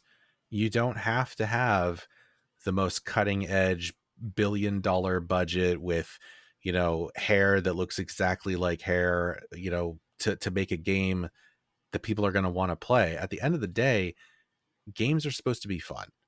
It could look amazing, but if it's not fun, nobody cares, you Mm-hmm. know? So, but anyway, that is an entirely different topic. Yes, yes. Well, you know what? And to transition it back into Diablo 2, some of the things that they had to do for this game in order to get it off the ground with a smaller team, they had to develop proprietary tools for Diablo 2, which they did not use at all for Diablo 1. They used just kind of out of the box, excuse me, just, like Photoshop or whatever. Mhm. Um, and here's another quote from the postmortem. We developed the original Diablo with almost no proprietary tools at all. We cut out all the background tiles by hand and used commercial software to process the character art. Spells and monsters were balanced by verbal estimates. And then they put in quotations, hey, let's make the lightning about 10% weaker. Diablo 2's vastly increased scale required much better tools, and we made some, but not enough. And I just want to get your take, Shane, on their balancing method strategy for Diablo 1. Hey, let's make lightning about 10% weaker. I mean, again, I think it kind of goes back to that, nothing is going to be perfectly balanced. And I think there's something to be said for that, where you're kind of just going by feel. Cause like, again, it comes down to, how does the game feel to play? Is it fun? Does it feel good? And if, they're playing it and they're just like, hey man, like this feels a little too much. Like let's dial it back, like just a skosh, a smidge. Like, well, what the fuck is a smidge? I don't know. Just how does it feel? Just tweak it a little bit. Does it feel better How now? does it feel? Okay, great. Oh, that's really fucking fun. What do I know? How does it feel? Use your feelings. Yeah. That's your feelings. That's really fucking funny, actually. Oh my gosh, there was something that it made me think of, and I just lost what I was going to say. If I remember it, I'll come back to it. Oh no, I actually remember what I was going to say. This is a very quick digression, like extremely quick. But for those interested in like looking into game history and stuff like that, this is a prime example of don't search by just using the name of your game. Because I searched this thing for Diablo 2 and I found a really fun, interesting tidbit about Diablo 1's development. So the very random digression right there. We'll get back into Diablo 2 now, but you will find interesting facts about other games that you would not expect. Like on the Iwata S stuff on Nintendo, on like the Nintendo's website, if you look at their old Iwata S, sometimes he will be talking about like development on like a Star Fox game, but one of the devs worked on like a Zelda one, and they'll drop a random fun fact about a specific Zelda game because it ties in with whatever they're talking about, even though it's not about a Zelda interview. It's wild, some of the stuff that you'll end up finding for like this. Oh yeah. Anyway, yeah. In regards to those tools, though, with that said, with the tools they created, the ones they did make were woefully inefficient and did not operate within their game engine. Um, so here's another quote from it. I actually have this is two long quotes in regards to their tools with this. In many cases, we created tools to speed up content creation, but then abandoned them. Too often, we decided to keep using inferior tools because we thought we were almost done with the game and didn't want to take the time to improve them. Unfortunately, in most of these cases, we were not really almost done with the game, and in retrospect, a couple of weeks worth of work would have helped in the year or more of development remaining. Oof. And then the next quote I have, and this is the last quote I have that I pulled from the postmortem. The greatest deficiency of our tools was that they did not operate within our game engine. We could not preview how monsters would look in the environments they would inhabit. We couldn't even watch them move around until a programmer took the time to implement an AI. Even after that, an artist would have to hassle someone to get a current working build of the game to see his creation in action. Our sound effects engineers ended up painstakingly creating .avi movie versions of animations in order to sync sounds with actions. Our lack of tools created long turnaround times where artists would end up having to reanimate monsters or make missing background tiles months after the initial work was completed. Dang. Yeah, that Yeah. sounds rough. Lots of rough stuff going on with this. So man, the people who worked on this, like I said, they really had to. It's a passion project. The only and speaking of developers, the only one I'm only going to mention this once just because he's a notable figure, but he's an asshole. Mark Kern. You know who Mark Kern is? I feel like I should. The name sounds familiar. He's a producer of this game. He goes by Grums online. He's a transphobic piece of shit, and I'm only bringing it up because he's a producer on this game, and it's one of his few claims to fame. He worked on World of Warcraft. Like, he worked at Blizzard from 97 to 2005, and he ended up then working at another company called Red 5 Studios from 05 to 2003, which was he worked on a game called Firefall, which was a free to play MMO, like a open world shooter game. Now he spends his time just being a complete dick and an awful human. just causing, basically just sending waves of harassment and hate at various people he does not like, specifically people in the LGBTQ plus community, or just women in general, because he's an awful person. Lovely. Right. So shout out to him. He can go fuck himself. um but anyway, that's all I really had in terms of the um like a lot of the behind the scenes stuff that I took quotes for. There is a great, if for anyone who's interested in reading more of the postmortem, there's a lot I did not include, just because I don't want to just keep copying and pasting. I could read the whole thing on here. That kind of would defeat the purpose of it. But if you go over to Wikipedia, there's a link in Wikipedia to the Internet Archive's Wayback Machine, where they have got the original post back from October 25th, 2000 on Gama Sutra. So if anyone is interested in that, you can actually read the entire postmortem over there. That's the way I found it. So I just wanted to shout that out real quick, because it's there's a lot of interesting tidbits that we can talk about with that. Nice. Anyway, any final things on the gameplay before we get into anything else? We've already been going an hour and 20 minutes, and I want to make sure we get some sleep tonight. So anything else on the gameplay that you would like to touch on that we have not touched on yet? Oh man, I mean, there's so much. I mean, know. I feel like we barely scratched the surface. we kind of did, actually. There's so much that you could talk about. I don't think we have the time to cover it all, but I think I was just gonna say, pick a class. We should at least talk about our favorite classes, like what we like about our favorite class for this. I don't know if I cut you off and you're going to go into something else, feel free to. But I would figure like that might be a good direction to go. No, sure, yeah. So it's kind of a tough one. I think out of all of them, I'm kind of I would have to lean towards the sorceress, partially because Really? it was, Okay. yeah, partially because it was the first one that I ever played, but also, I don't know, I just really like the way that they play. I like the versatility of it, like the different elemental spells and things like that. So that's probably my favorite.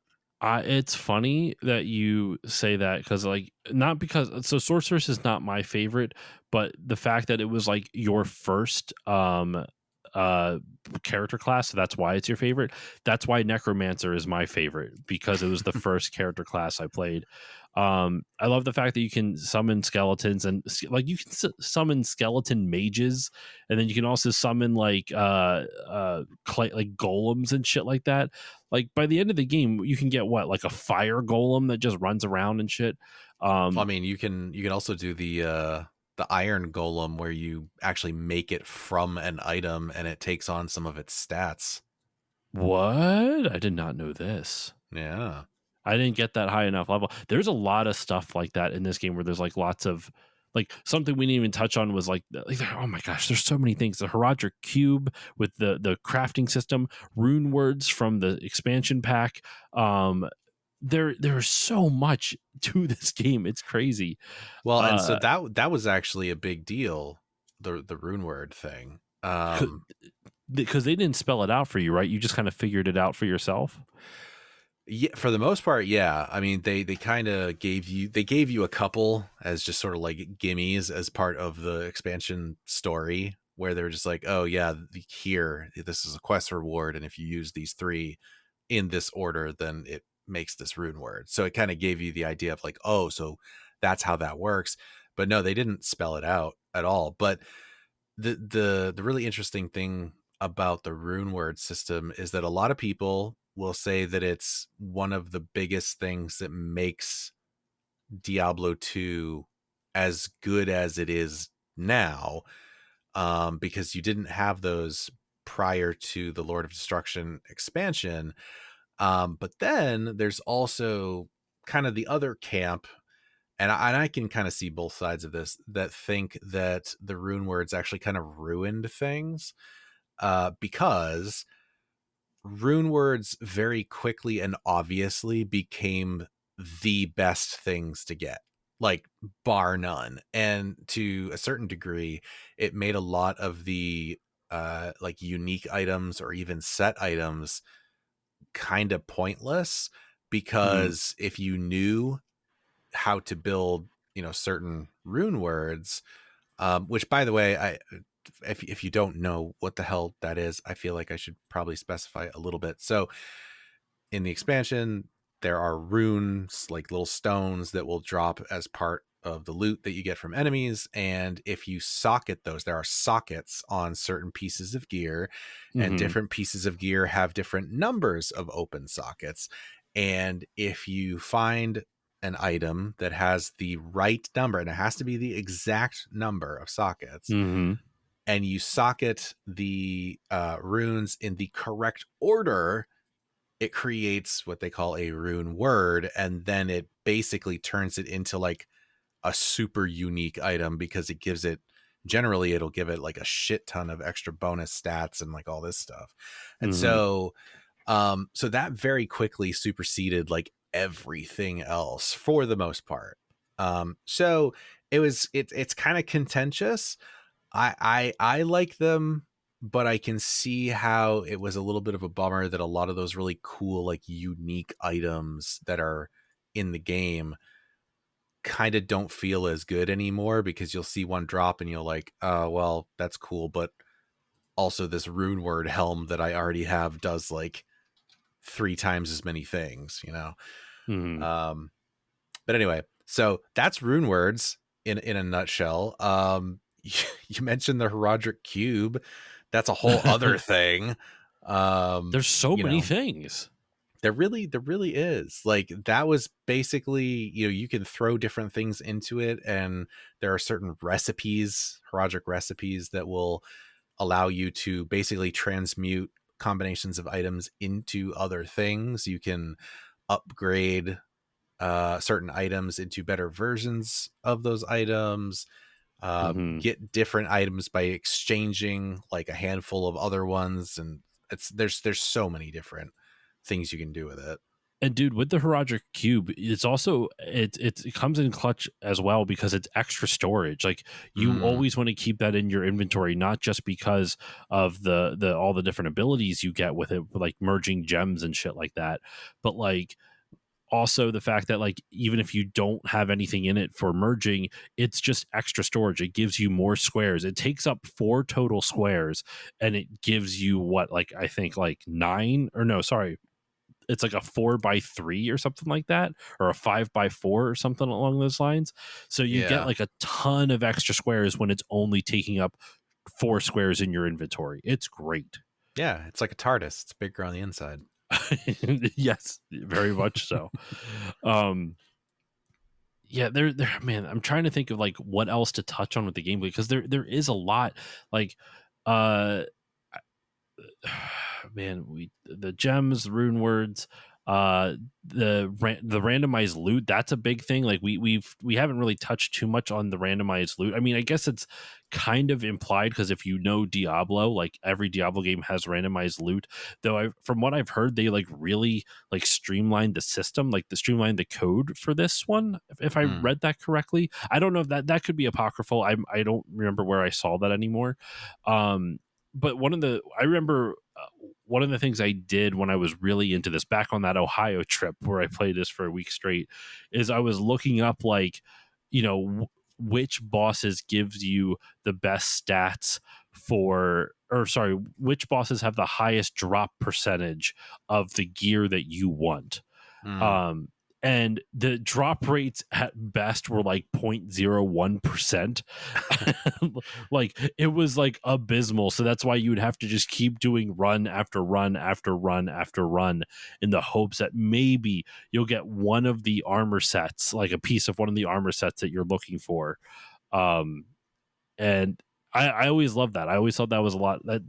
I hate how random it is, but at the same time, like that's kind of why you're playing the game, because you don't know what you're going to get. Because even if you do get that set piece, there's like the stats on it will also be randomized to an extent within a certain limit, within certain limitations. Yeah, yeah, yeah. They basically took what they had started in the first Diablo game with, the sort of randomized, um randomized stats, and those were, and I think they still did it in D2, but it was not as like obviously prevalent just because I think there were so many more items. But in the original, certain like affixes meant certain things, like of the, if you got a weapon that's, or whatever, a piece of gear that said like of the whale, then you knew that that was like I think it was like a hit point bonus or something, like a vitality bonus or whatever. I think that carried over into D2 to some extent, but like, yeah, even the better items generally would have like a range that each one of its um attributes would roll in. So like there was a concept of getting like a perfect version of it. So not only are you chasing a specific item, but like if you really want to get into it, then you are not just doing that, but you're also ultimately chasing the perfect version of that item, which is Buh, crazy. buh, no, thank you. And that's really the long tail of this game, because like it is very much two completely different like crowds of people. You have one side where they casually played through it, they got through the story once and finished it, saw the end credits, and they were like, okay, cool, that was fun. And then you have the crazy people like us, where we were like, okay, yeah, but now let's do Nightmare and then Hell, and then also let's grind for hours on the same exact boss or the same exact like area of a map, in hopes that we get this 0.01% chance to drop item. um And make it, sure it you have, like, did you have an armor set with better magic find? Because there is a stat, by the way, listeners, for magic find, and you can mhm, increase the percentage of it. So if like you can have gems that increase the if you have like armor or weapons that have sockets in it, you can put it's topaz, I believe, in armor will mhm. give you better magic find. So like I actually had a helmet in my playthrough for this that's honestly god awful, but it has like plus 32% magic find, and I don't care enough about the stat differences. I'm like, I need that magic find. I want better, like if I can find a better helmet with sockets in it, then that one's gone, and I will put another gem for magic find in on it. But like when I was playing it back in Ohio, I had one armor set for fighting enemies, and then I would switch to I would switch armor sets for the bosses, because I had, generally you're fighting more one-on-one even if it's with a group, and it would just like increase my magic find by like 70% or some shit like that. It was slightly worse stats, so I wanted the better stats to get to the boss, but then I would have like the highest magic find possible for the boss. Oh yeah, yeah, and there was strategy around that too, where if you were running with a group like on battle.net or over LAN or whatever, like you could construct the group in a way that you would have certain characters. Usually sorceresses were actually usually really good for this, mostly because of teleport, but like you'd have maybe one or two characters just deck themselves out in the best magic find gear they could find, even if the stats were trash, um because that would affect the drop table for the whole group, because like you said earlier, loot was not player specific, it was for everyone that was in that particular instance at the time. So if you had a couple of folks running super high magic find gear, then you could have the other people in the party put on their ass beaten gear, and go in and actually do most of the damage, um and have those people kind of be like the magic find sticks, kind of. So like you could really game the system in that way to give you like a better shot at getting better loot drops. And I remember seeing it back in the day, those online runs that I was talking about earlier, where if you got a good group and you had a structure like that, it was not uncommon for every single boss run to drop like at least a couple of uniques and like maybe a set item or two. And also, I mean, you're also looking for high level runes. We didn't even really talk about that with the runes, but there's also rarities to the runes as well. Like Yep. there were some runes that were like nearly impossible to find, but if you could find it, you could make some of the most powerful rune words in the whole game. So There's so, man. All right, we really will have to move on because we are an hour and 30 in, and we haven't even talked about anything else yet. no, the last thing I want to touch on with the game, there is one gameplay thing that, I know I mentioned before, like, oh, let's wrap up the gameplay. There is one crucial thing we did not touch on. We've talked about it, but I think we should have a focal point on it. That's battle.net. That is a major element to this game. This is not the game that originated battle.net. That was Diablo 1. That was where battle.net first came to be. But this game was a huge expansion on what Diablo 1 was, both in terms of gameplay and in terms of multiplayer. Diablo 2, they would need to have dedicated servers for hosting games, pretty much. Hosting instances of the game, like that was actually something I think I actually closed out the fucking, oh my gosh, postmortem. But there's a whole section in the postmortem talking about the things they had to do to, like, kind of update and upgrade battle.net, and it was really challenging because they had to work within the framework of the old code while adding a whole bunch of new shit to get it to work with Diablo 2 and all of its expanded processes that was not in Diablo 1. It's very impressive what they did with battle.net in this game. Like, it's I know they did have StarCraft to kind of work off a little bit, but, like, with StarCraft, it's just usually player versus player, or, like, a couple AI bots and this and that, but there's not, like, there's a lot less code in terms of, like, randomness running behind the scenes in a StarCraft match, versus with this, you could have 8 players with all their different skill trees and stats. And then, because I think you could play up to 8 people on a single server, right? I think it was up to 8. And then on top of that, like, all the different, like, randomness that gets associated with all those different players and everything. Like, there was just a lot they had to do with it. Oh yeah, but I mean, from a user perspective, man, I this is one of those things that I don't think you could ever accurately impress upon someone who, like, wasn't there to see it, because we're just so used to online gaming now that eh, the impact that this had, like, you just can't really express it accurately. Like, the fact that you could hop into battle.net from Diablo 2, and the first thing that you're greeted with is this lobby screen where at the bottom you literally can see the character of every person that is in that particular lobby that you just joined. So, like, whatever character they happen to be playing as at that time, like, you see the gear they're wearing, you see what class it is, like, it's their character model. And that was so cool because it was one of those deals. It's part of what made original World of Warcraft so fascinating, was when gear, like, meant something, and, like, it was visually distinct and identifiable. And, Yeah. like, seeing player, like, high level players, like, when you're just starting out or whatever, and you see, like, a friggin' level 99 barbarian decked out in these giant, like, fucking axes and this sick ass set of gear and stuff in the Diablo 2 lobby, and you're like, holy crap, what is that? And it gives you this, like, this sort of innate drive to be like, oh, I want to play because I want to be like that. I want to be cool like that.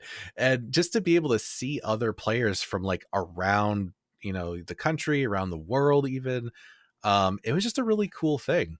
And it was something that we hadn't really had up to that point. Yeah, like, I didn't even think, because I didn't get to experience this when I was a kid, right? Like, I didn't get to experience this when it was contemporary like you did. So, like, I had never I can't imagine how groundbreaking this was for the time. Like, it just, and I know there's been a lot of quality of life improvements with online matchmaking and all this other stuff, but, like, just thinking about it back then, man, like, I can't even imagine, because, like, I remember when it blew my mind when I could play Halo online on my Xbox, right? Like, I know console online gaming is a different thing, but, like, thinking about like how the internet was back in 2000 and everything, it's such a different world, such a different universe.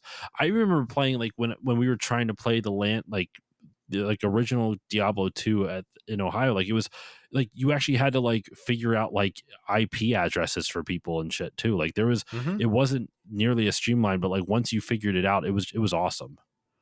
Well, and okay, again, this is this is inevitably another one of those like old man moments, but I genuinely think that the the less streamlined um like game systems and things like that, like the fact that you had to figure out your friend's like IP, like local IP address in order to even connect to play over LAN is something that would absolutely stupefy any kid today.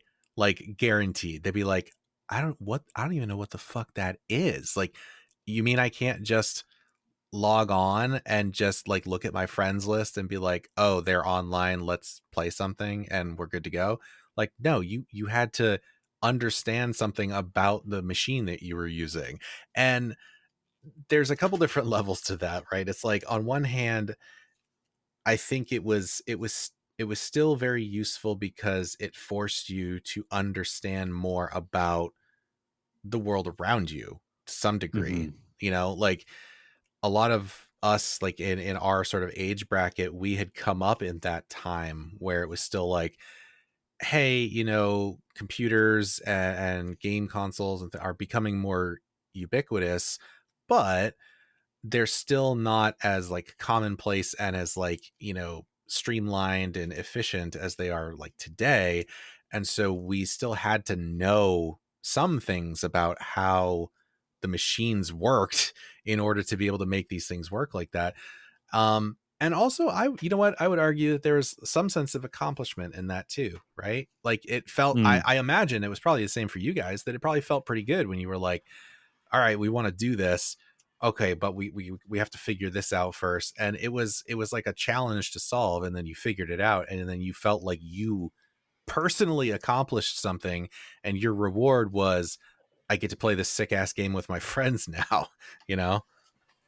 It's, I mean, I don't remember feeling that accomplished with it for me, but I do agree with your point to an extent. I don't want to go back to it, but I do think this is, without getting onto too much of a tangent, because we could. Um, Something that I think is kind of amusing about how technology has gone is that our generation, like like Gen Xers, millennials. I know you and I are millennials, but like Gen Xers, millennials, some younger or some older Gen Zers. Um, we grew up at a time where like computers were coming into their own. So the generation before us doesn't really understand computers all that well. There's of course exceptions with that said. Right.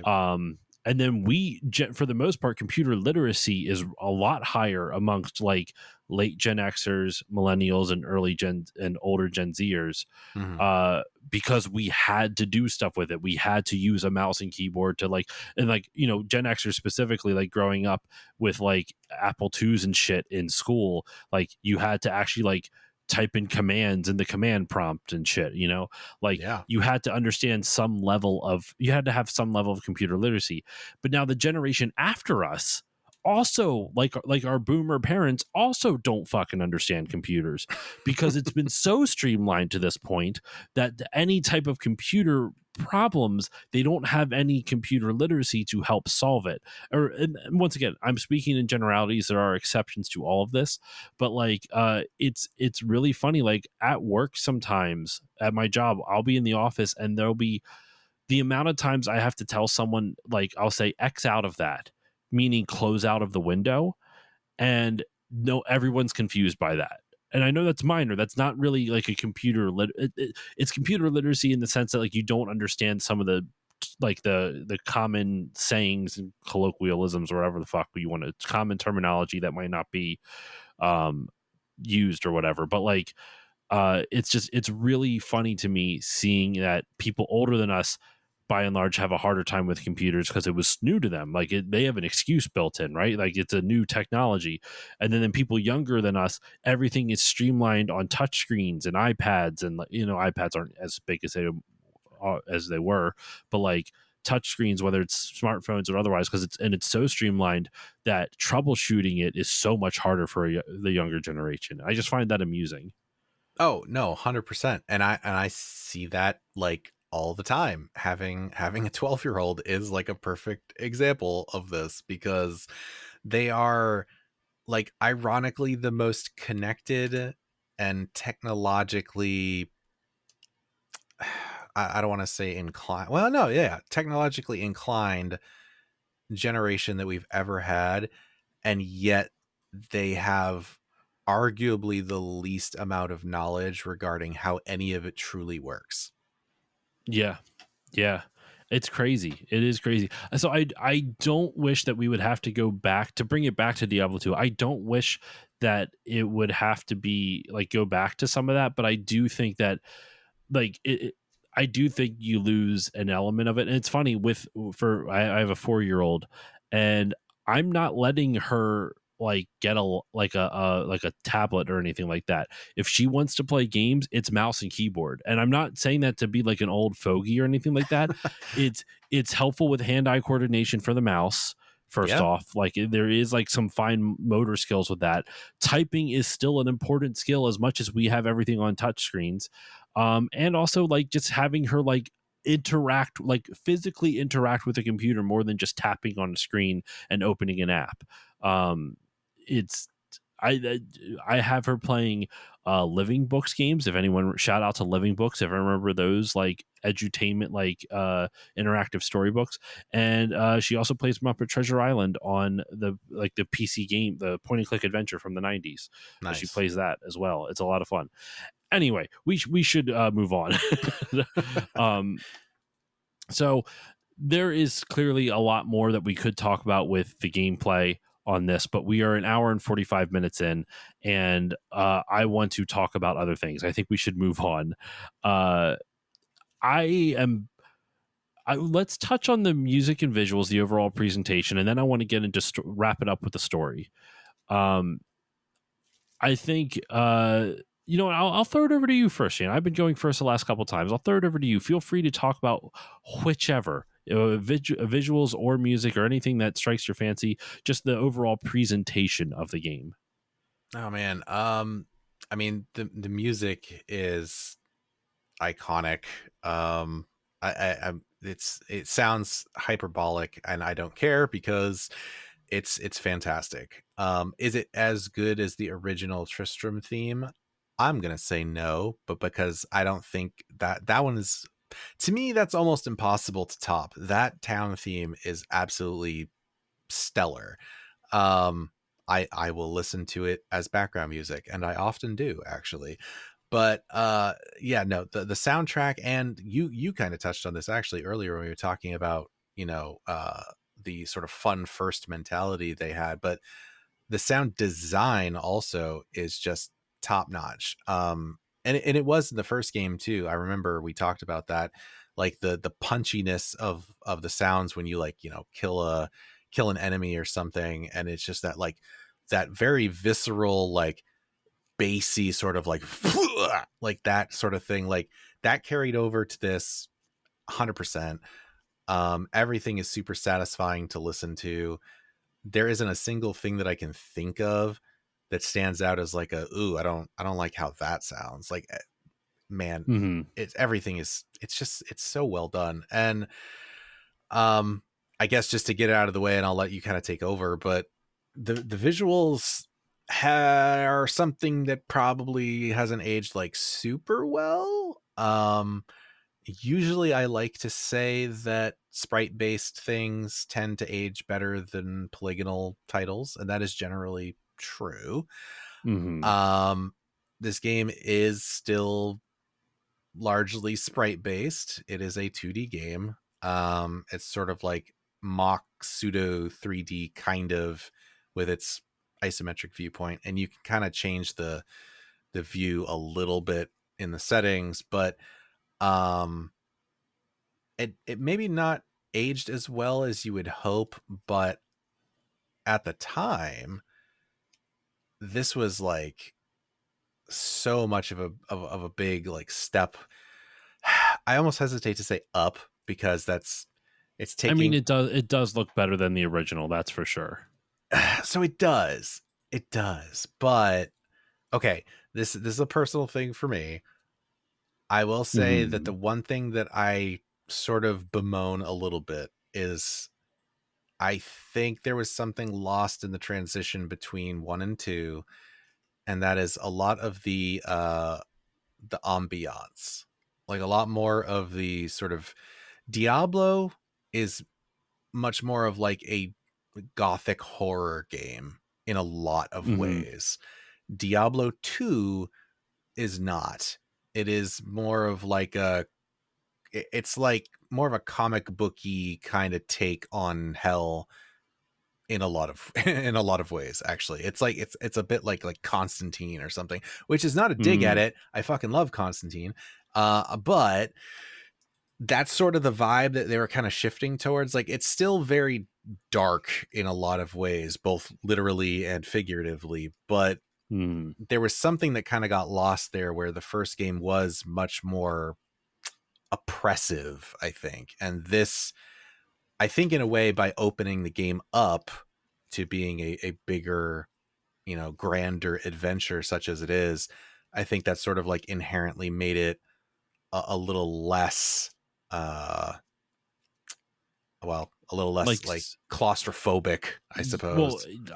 absolutely. I mean, well, the entire first game takes place in the same location. It's going to be claustrophobic just by not by definition. Sounds like a weird way to describe it, but like it kind of is. You're in one Yeah. location, just going deeper and deeper into it. But I do see what you're saying with kind of like it's almost like Diablo 1 is gothic horror and Diablo 2 is gothic adventure.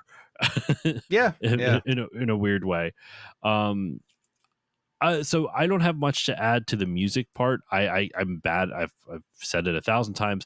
Describing music is very hard for like discussing what I like and dislike about music is very hard to me. I think I need to start setting aside time to listen to the soundtrack and really think about it and not just like let it wash over me like ambiance. That's what almost all games are for me now. The soundtrack just kind of washes over me. It helps immerse me in the game. Um, but I like the soundtrack well enough. It fits with what the game's supposed to be. I think the visuals actually I don't think they hold up now, but it's funny when I was playing back in like 2008 with that week in Ohio, I still thought they looked fine. Like they looked dated, but they didn't look bad at the time, if that makes sense. So I think them becoming more dated looking, it at least to me feels like a little bit of a newer thing, at least on a Mhm. personal perspective. Um, the resurrected version looks fucking amazing. Oh yeah. Diablo 2 Resurrected looks awesome. One quick thing with Resurrected, I love the quality of life feature where you pick up gold automatically. That's Mm. wonderful because in Diablo and original Diablo 2 base Diablo 2 you had to click every single stack of gold in order to pick it up, which was a pain in the ass. Diablo in Resurrected you could just run over it and it picks it up. It's awesome. um Love that. But yeah, I like the visuals well enough. I also like in Resurrected that you can like swap back and forth like live uh and switch between the old graphics and the new graphics. That's really cool. um yeah, it looks nice. I being able to see, like you mentioned, and with when we were talking about battle.net, like being able to see the armor on your character after you wear it is really cool. After you change and you can see different helmets. I did actually, you know what, I forgot there was one other note that I took um on my like notes sheet about that. One of the things they were talking about, let me see if I can find it, because the helmet is what made me remember it. I'm going to see if I can find it again. Um, okay, yeah. So because they had the core gameplay loop solidified so early, it allowed them to iterate and experiment at a much higher frequency. And even if that meant scrapping some things they had already made to replace them with a better version. Example, and this is I say all that to bring it back to the bone helmet. Example, bone helmet designs they didn't like, so they replaced, and apparently also the entire there was an entire area in Act 4 they was too samey or boring, so they scrapped it and remade the entire thing just weeks before the beta went out, which is kind of crazy. Hmm. Um, but anyway, in terms of visuals, which is why like, you know, talking about the visuals and the helmet designs and being able to see the helmets you wear, that sparked this one last thing I forgot in my notes or whatever. But yeah, the game, like, it looks good. It looks good. Not so much anymore, but you also have Diablo 2 Resurrected now, which holds up, which just looks beautiful. The updated rendering of the cutscenes looks awesome.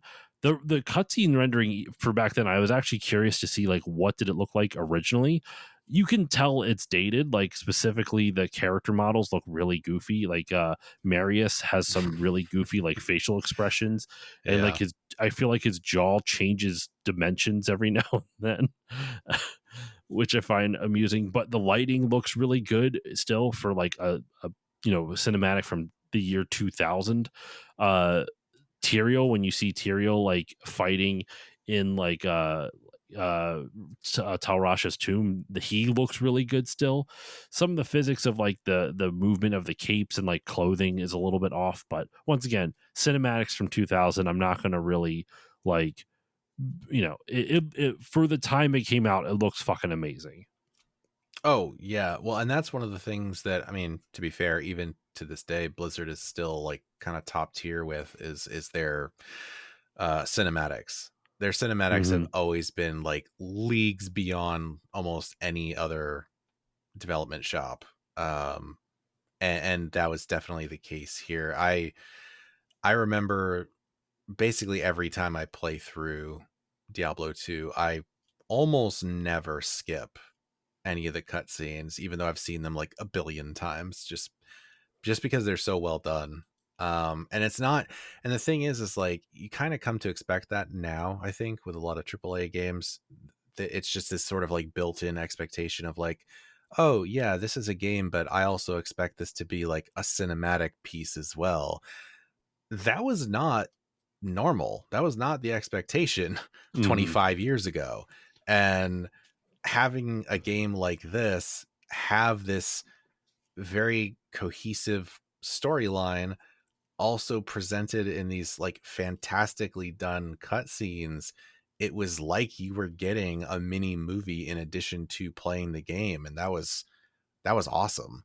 um I think one last thing, unless you had anything else that you wanted to touch on, but I would be like 100% remiss if I did not at least mention Matt Ullman, because he is the genius behind like pretty much all of the music Hmm. in these games. At least this one and Diablo. And he worked on some of the stuff in World of Warcraft, Burning Crusade specifically. But yeah, man, like that dude is good at what he does. He is a musical genius, and he is, I don't want to say single-handed because there were other people involved, but he was the biggest piece of kind of putting all of these musical compositions together. And man, he's good at what he does. Um, he also would go on to work on the Diablo 2 spiritual successor series, Torchlight. That's right, he did. Yeah. I played a lot of Torchlight. I loved Torchlight 1. I didn't play a lot of Torchlight 2, though. Um, for some reason, it was harder for me to get into that one, but that's a topic for a different day. Um, the last thing I have on the presentation, and we can use that also to like move into the story, is the performance of the voice actor who plays Marius. Mm. I like, even watching the original cutscenes, the performance is phenomenal. Now, do you know who voices Marius in the original Diablo 2? Without looking it up. Actually, Don't look it up, because no, it's funny that you mentioned this because I quite literally saw something about this like 3 days ago. I shit you not. I don't remember now, but I know it you're gonna is, tell me. yes, it is Frank Gorshin. Now, for those Yes. who don't know who Frank Gorshin is, he is the original Riddler from the Batman 66 TV show, from the Batman Yes. TV show from the 60s. Frank Gorshin, fellow Pennsylvanian, I might add, Frank Gorshin. He was born in Pittsburgh, which is, that's a different side of this. That's away from me. But still, Frank Gorshin was the voice of Marius, he's not the main character of this game. He is kind of like almost like the audience connection between the two games, the first game and the second game. He's the narrator. He narrates kind of what's happening in between acts for you. But so he plays Marius. He voices Marius in this, and he is also Edward Nigma / the Riddler in the Batman TV show from the 60s, which is just, when I saw that, I lost my shit. I was like, you've got to be kidding me. Like, seriously? He was only the Riddler for 10 episodes in that show, bizarrely enough, which I did not know. But he clearly left his mark. But I'm trying to see, like, what else is he also did a voice of Hugo Strange in the Batman from 2005, like an animated, I don't know if it was a TV show. Yeah, no, it was a TV show. It was just called The Batman. He did the voice of Hugo Strange for 3 episodes. So he still did some he still did some Batman stuff later on in his life before he passed away. But yeah, he voices Marius in this, and I genuinely think he is like really, really good in this. I think his performance, there's so much, like, when he realizes some of the stuff that he's done or mistakes he's made, there is genuine sorrow in his vocal performance, and it's amazing. I really enjoyed that quite a bit. Yeah, yeah. Also, he also voiced Lysander in Loot Ghislaine as well. Oh, yes, he did. I forgot about that. Yep. Which also just kind of illustrates his range too, because those are two entirely different voices. I wanted to see who voiced Marius in the new one. If it was did they just take the same audio, I'm assuming, from the original game? I don't know. I can't find any credits on IMDb for it. Doesn't mean it's, it wasn't someone else, but it wasn't him or not, but I don't know. Anyway, I just wanted to shout out his performance with everything. So let's wrap up this episode, Shane, by talking about the story. Now, I remember in Diablo 1, the story was kind of elusive for me. It was hard for me to really follow, and a lot of that was because I think you talked about a lot of the story in the game is told through the dialogue of the villagers. Like, you learn a lot about the kind of like storytelling in that from the villagers' lives and like the little bits of banter they have, more than you do from just going down into the cathedral and fighting Diablo. Am I correct with that? Yeah, that, and there was pretty decent chunks of the lore and like the background exposition and stuff like in the instruction manual too. Okay, and I did not have the instruction manual when I was playing, so I missed out on a lot of it. For those who don't know, the plot of Diablo 2 in a nutshell, there's a lot more to it than this. There's a lot of cool like little story moments as well.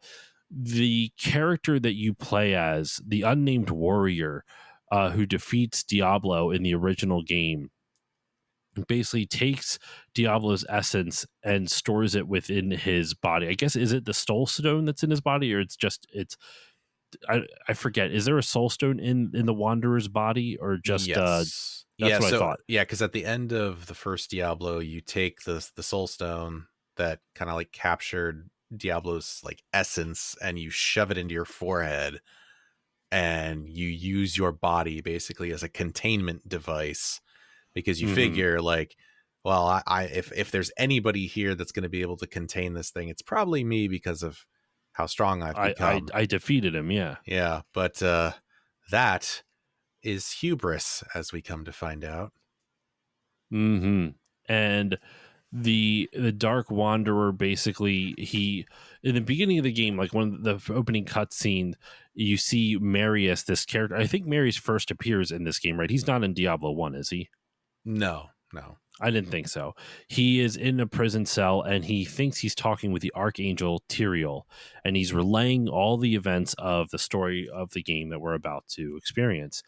And the one of the first things he talks about is how like he is in this like tavern or this bar in the middle of some village, and this dark wanderer comes in and kind of beckons him to follow him, and he like demons just kind of spawn out of the ground, and the bar gets lit on fire, the place gets lit on fire, and he just has to escape. And so he ends up following this dark wanderer throughout the desert, and the wanderer is kind of like on like it's very clear that the dark wanderer, which was the hero of the first game, is no longer themselves. Like it's very clear like they're being possessed by something and just kind of doing things without really thinking. um they're possessed, they're just kind of like almost in a trance. So the game kind of follows like the follows this wanderer and Marius going through different parts of the world on some sort of a journey, and you don't quite know what the journey is when it first starts. But every time you beat an act, you see a cutscene, and the cutscene involves the wanderer and Marius leaving the area you are just about to go to, if I'm remembering correctly. So then you come in right afterwards, and you kind of see the aftermath of what the wanderer and Marius kind of have wrought in their wake, if that makes sense. Yeah, no, it's really great the way that they kind of tell this story, because the majority of it is this chase. You are trying to track down the Dark Wanderer before he can reach his ultimate goal, which we find out is to free his brothers, the other prime evils, because the Dark Wanderer is effectively Diablo. He has the hero of the first game has effectively lost his battle of wills with the essence of Diablo, and so Diablo has taken over his body and is using it to further his goal of freeing his other two brothers from their respective prisons here in the mortal realm. And so yeah, like each act is sort of preceded by a cutscene where you see Marius and the Dark Wanderer doing their thing, and then they head off to their next destination, and you get to show up and deal with all of the consequences of whatever it is they just did. What I love though is that each area has its own little sets of stories throughout, like these vignettes that tie into the overall narrative. um I believe he rescues. So you, not you, sorry, the Wanderer is able to rescue his brother Bale, which I don't think you see in any cutscenes, if I'm remembering correctly. You just kind of, um, oh no, that's what it. Sorry, in Act 2 is where Bale's soul stone gets removed, and that's where it kind of comes about. In any case, I'm losing the thread a little bit here, but yeah, like in like the first act, like I actually was reading some of the story elements. Like I didn't read them in the first time I played, when I played Diablo 1, so I wasn't really paying attention. In this one I did actually read. I didn't realize that the you know the main villain of, or like, what is it, the Blood Raven, I want to say, the one of the first boss, like the second, like the first or second boss that you fight, like I think it's like the first main story boss that you kind of fight. It's like midway through Act 1. And you because there's other like little mini bosses and special like enemies that you'll fight, but they're not like part of the story per se. Blood Raven is, and it's because it's one of the Amazons. Like there's Amazons in this area, and she is a sister that got corrupted and betrayed them, and like took a bunch of Amazon sisters with her, and you have to go kill her to show that you are like allies with the other Amazonians in the area of Act 1. Yeah, so that's kind of where what's her name? Adria. Adria? Yeah, it was Adria, right? Now I I can't believe remember so, now. yeah. Yeah. Something like that. Yeah, she kind of directs you to that, because she's part of the Sisters of the Sightless Eye, and so like that's that group of of women. And so the connection here, and this was something I think, God, we've been recording for so long now, I don't remember if we talked about this at the beginning or if we talked about it off mic, but either way, the really awesome connection that there is between the first game and the second one that is not. We did not. We talked about the only connection we've talked about is that the fact that the hero of the first game is the kind of like almost like the villain as far as you know of the Mhm. second game so far. Okay, yeah. So canonically, all three of the hero classes that you could play as in the original Diablo make appearances in Diablo 2. And it's a really awesome like line of continuity between the two games that you don't really see all that often, and it's not readily apparent, but if you're paying attention, they do drop a lot of hints to it. So Bloodraven in Act 1 is not just one of the Amazons, she is the rogue from the first game. Oh, okay. Yeah. And so she got corrupted and became Bloodraven. And so that's that one. Canonically, the warrior from the first game is the Dark Wanderer. Mm-hmm. And then that leaves you with the sorcerer, who ends up being the mad sorcerer. I can't remember what his actual name was now, but Talrasha? no, it wasn't Talrasha. It was the sorcerer in the labyrinth in Act 2. Okay. I don't know if I remember that sorcerer. Yeah, well, it was the sorcerer at the before you get to the set of Talrasha's tombs, there's the arcane sanctuary, that labyrinth. Yes. Yeah. Is it on Doriol? Hmm? Is it what's the boss in Act 2 that hits like a fucking truck? Oh, that's Duriel, yeah. Um yeah, that's at the end of Act 2. But the sorcerer that you have to fight at when you get to the end of that arcane sanctuary, that like labyrinthian area in Act 2, that is also the sorcerer from the first game. So Oh, okay. what's cool about that, besides just the continuity there, is also like it's very on brand for Diablo in that they're basically like, hey, so all of the heroes from the first game failed and they all became corrupted. So, what chance do you have? Okay. I was trying to find it. Is it Adria? No. I was trying to find the name of that boss that you're talking about, but I can't find it. I think Adria's from Diablo 3. Oh, yeah. Yeah, well, let's not talk about the story of Diablo 3. That's a topic for a different day. Yeah. But yeah, so you go through these four different acts. Act 1 kind of takes place in kind of like almost like, it reminds me of like a traditional high fantasy, like kind of like England, like European style area. You do go back to Tristram and you rescue Deckard Cain. I don't do you go back in time to rescue Deckard Cain, or you just, I forget, you like send a portal back to Tristram as it's burning? Um, let's see. That's actually a good question. I don't think so. No, I don't think it's time travel. There was something Hmm. I can't He's remember the just in story point now, but he's trapped in a cage in Tristram, and Tristram is still kind of on fire. on fire. Yeah.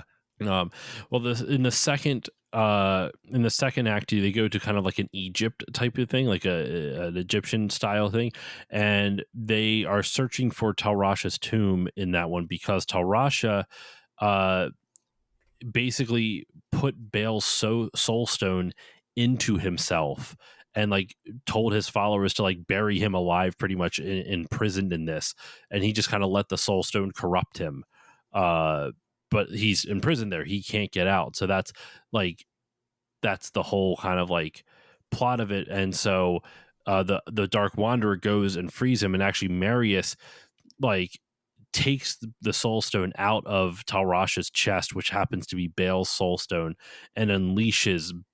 Now Bale is free as well, and the archangel Tyrael tells Marius, like, you have to take the soul stone to hell to destroy it, and if they can destroy the soul stones, then they can defeat the primevals, Bale, Mephisto, and Diablo. And I believe he what is it?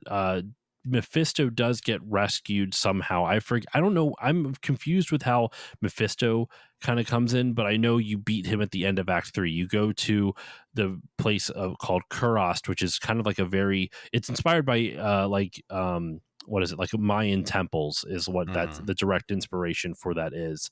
And then you have to kind of you basically Mephisto corrupts the High Council of the Zakarum, which is technically I believe that's the where the paladin is from, if I remember correctly. Yes. I believe the paladin is Zakarum, and so that's like very applicable to that class's like story if you want to go there. And you have to fight Mephisto to he rejoins his three brothers, and they open the portal to hell, and the Dark Wanderer then is no longer the Dark Wanderer. He sheds his human form and becomes Diablo entirely, and they go into hell, and then Mephisto guards the entrance, which is where you go in and murder him. Pretty much. Yeah. So I mean, one of the things with this whole like universe, I guess, is that you can never really get rid of the primevals. You can banish them from like the mortal plane, which in this universe is Sanctuary. That's the name of Earth, basically, in this world. But you can never truly kill them. Like, they will always end up coming back because they are able to manifest basically on this plane, and killing them that way, is not permanent. Part of what they were trying to do with that is the Herodrim, which Deckard Cain is a part of, and he's the last of the Herodrim, was like an order of scholars and mystics who fashioned these soul stones to essentially contain and trap the actual essence of the prime evils, to hopefully kind of try to like stop this cycle. But they didn't really succeed in that. Like, they found that the soul stones, though powerful, were like not sufficient, which was part of why Talrasha did what he did, because he was like, okay, well, this soul stone is only going to contain him for so long, so maybe I can use my body as kind of like an extension of that, and use my will as a prison. As a literal prison for the essence of this prime evil, and keep him trapped here, and just like you said, just bury me and forget that I exist, so that way at least we have him contained. But of course that doesn't last forever. No, because then one of the Diablo, through the Wanderer, releases him, and it kind of continues from there.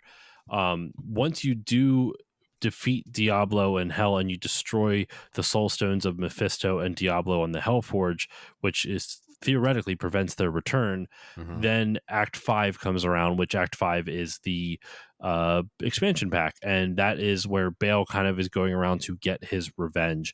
He is trying to corrupt the mythical world stone up in a place called Mount Ariat, and you have to go to, I guess, the Pandemonium Fortress is in Diablo, so that's that in hell, so that's not the location there, but you have to go to Mount Ariat and fight your way through it to get to Bale and defeat him before he can corrupt the world stone.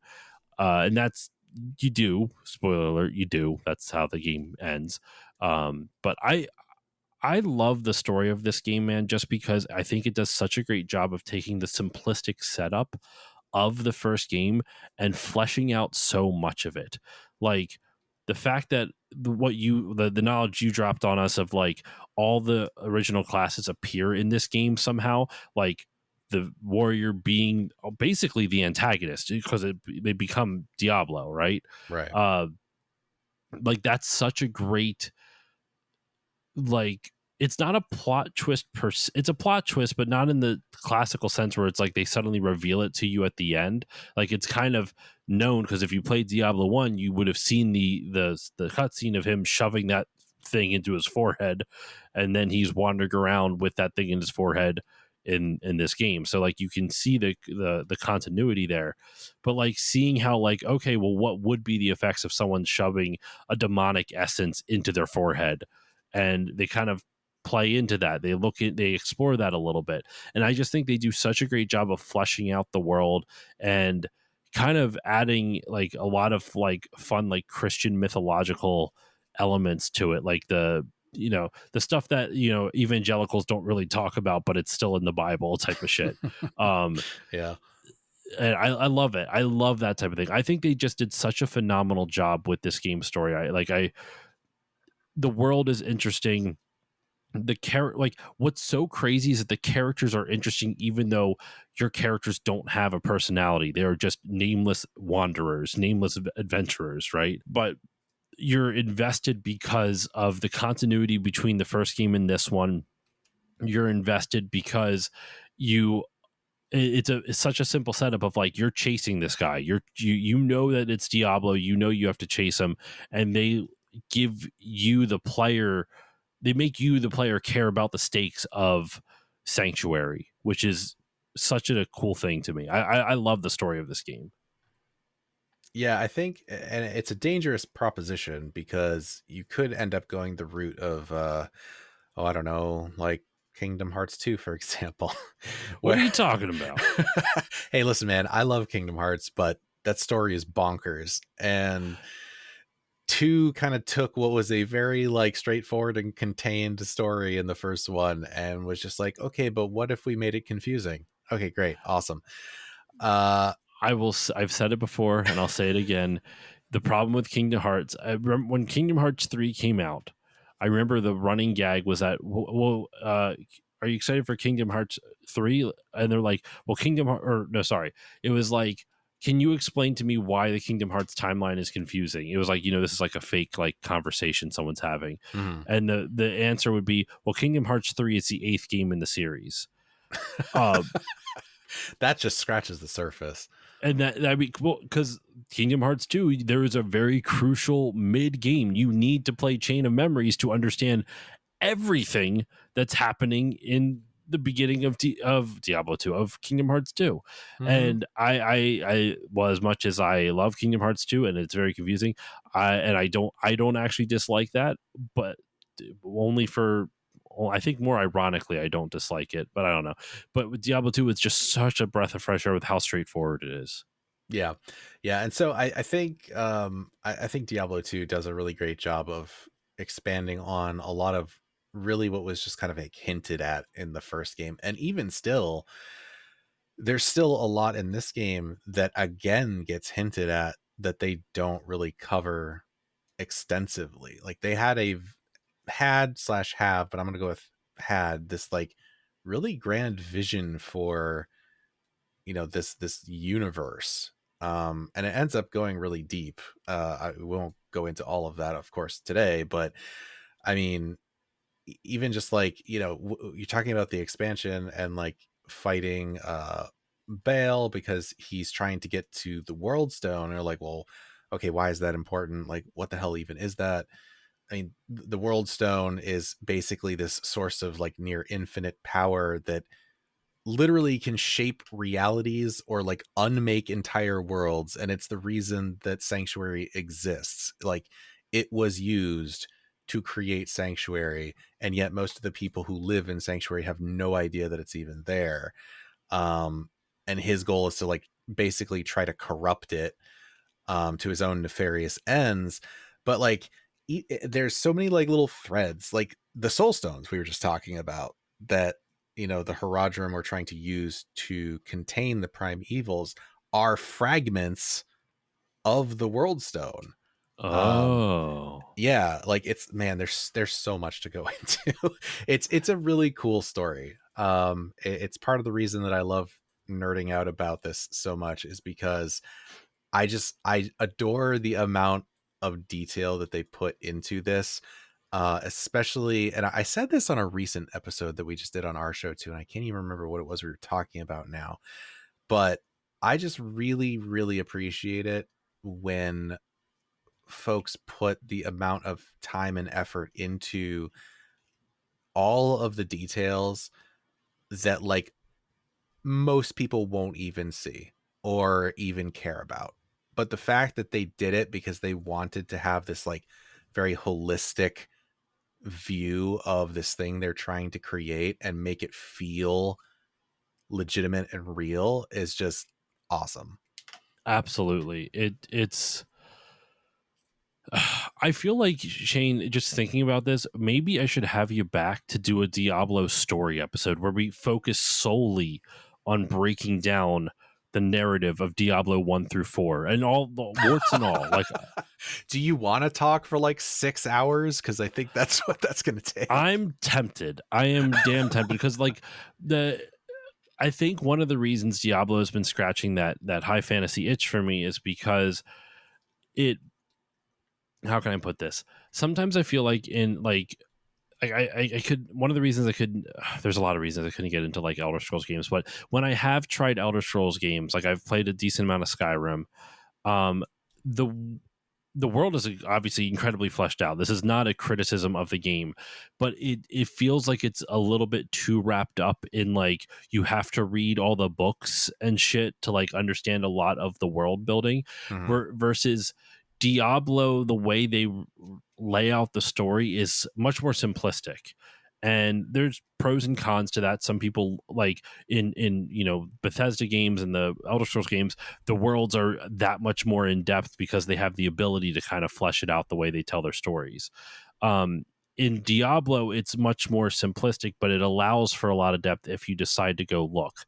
Um, and I think the way Diablo has, at least from my own experience, it feels like the games are inviting me to explore the world, inviting me to explore the lore within the game, versus when I've played like Skyrim or something, it's almost trying to like dare me to do it. Like, you won't do it. Look how much there is. There's so much here. Versus Diablo feels more like an invitation. Like, hey man, why don't you check out all this awesome shit we wrote about? Um, and people respond to different things. Some people respond to a dare with like, well, fuck you, I'm going to do it. And I usually don't respond to dares that way. I'm like, well, it depends how much work is involved in this dare. Oh, that's a lot. No, thank you. Um, Diablo doesn't make me do as much work to understand the lore of its world, or have like a small understanding of its lore, right? Versus I feel like I've played like 40 hours of Skyrim and I don't understand anything that's happening in the world. You know what I mean? So Yeah. and just to be clear, this is not hipster Josh coming out being like, well, Skyrim's not that good because of it. This is not even a criticism of Skyrim. It's just why it's been harder for it. It's more or less me explaining why it's harder for me to get into that style, versus this. It feels like it's very much more direct and it's much more inviting, at least for me on a personal level, to get into the lore. So I like, that's why when I say like I would love to have you back to do like a Diablo lore episode, I'm semi serious about that. I think that would be really interesting. Just exploring like, I mean, like even now, dude, I'm picturing how I would organize the episode or episodes, depending on how much it would be, how long it would go. I mean, But yeah, there is a lot. I mean, so I think you make a really good point though, and I think it ties pretty nicely back to what we're talking about regarding like the gameplay, in that the story and the plot and the lore kind of follow the same methodology, in that you can interact with it at a, sort of, I don't want to say superficial, but like at or a kind of, surface level. yeah, like a surface level of like, oh, okay, they've told the story in a straightforward enough way that I understand what's going on and I'm not confused about what I'm doing in the game. Mm, And that is sufficient.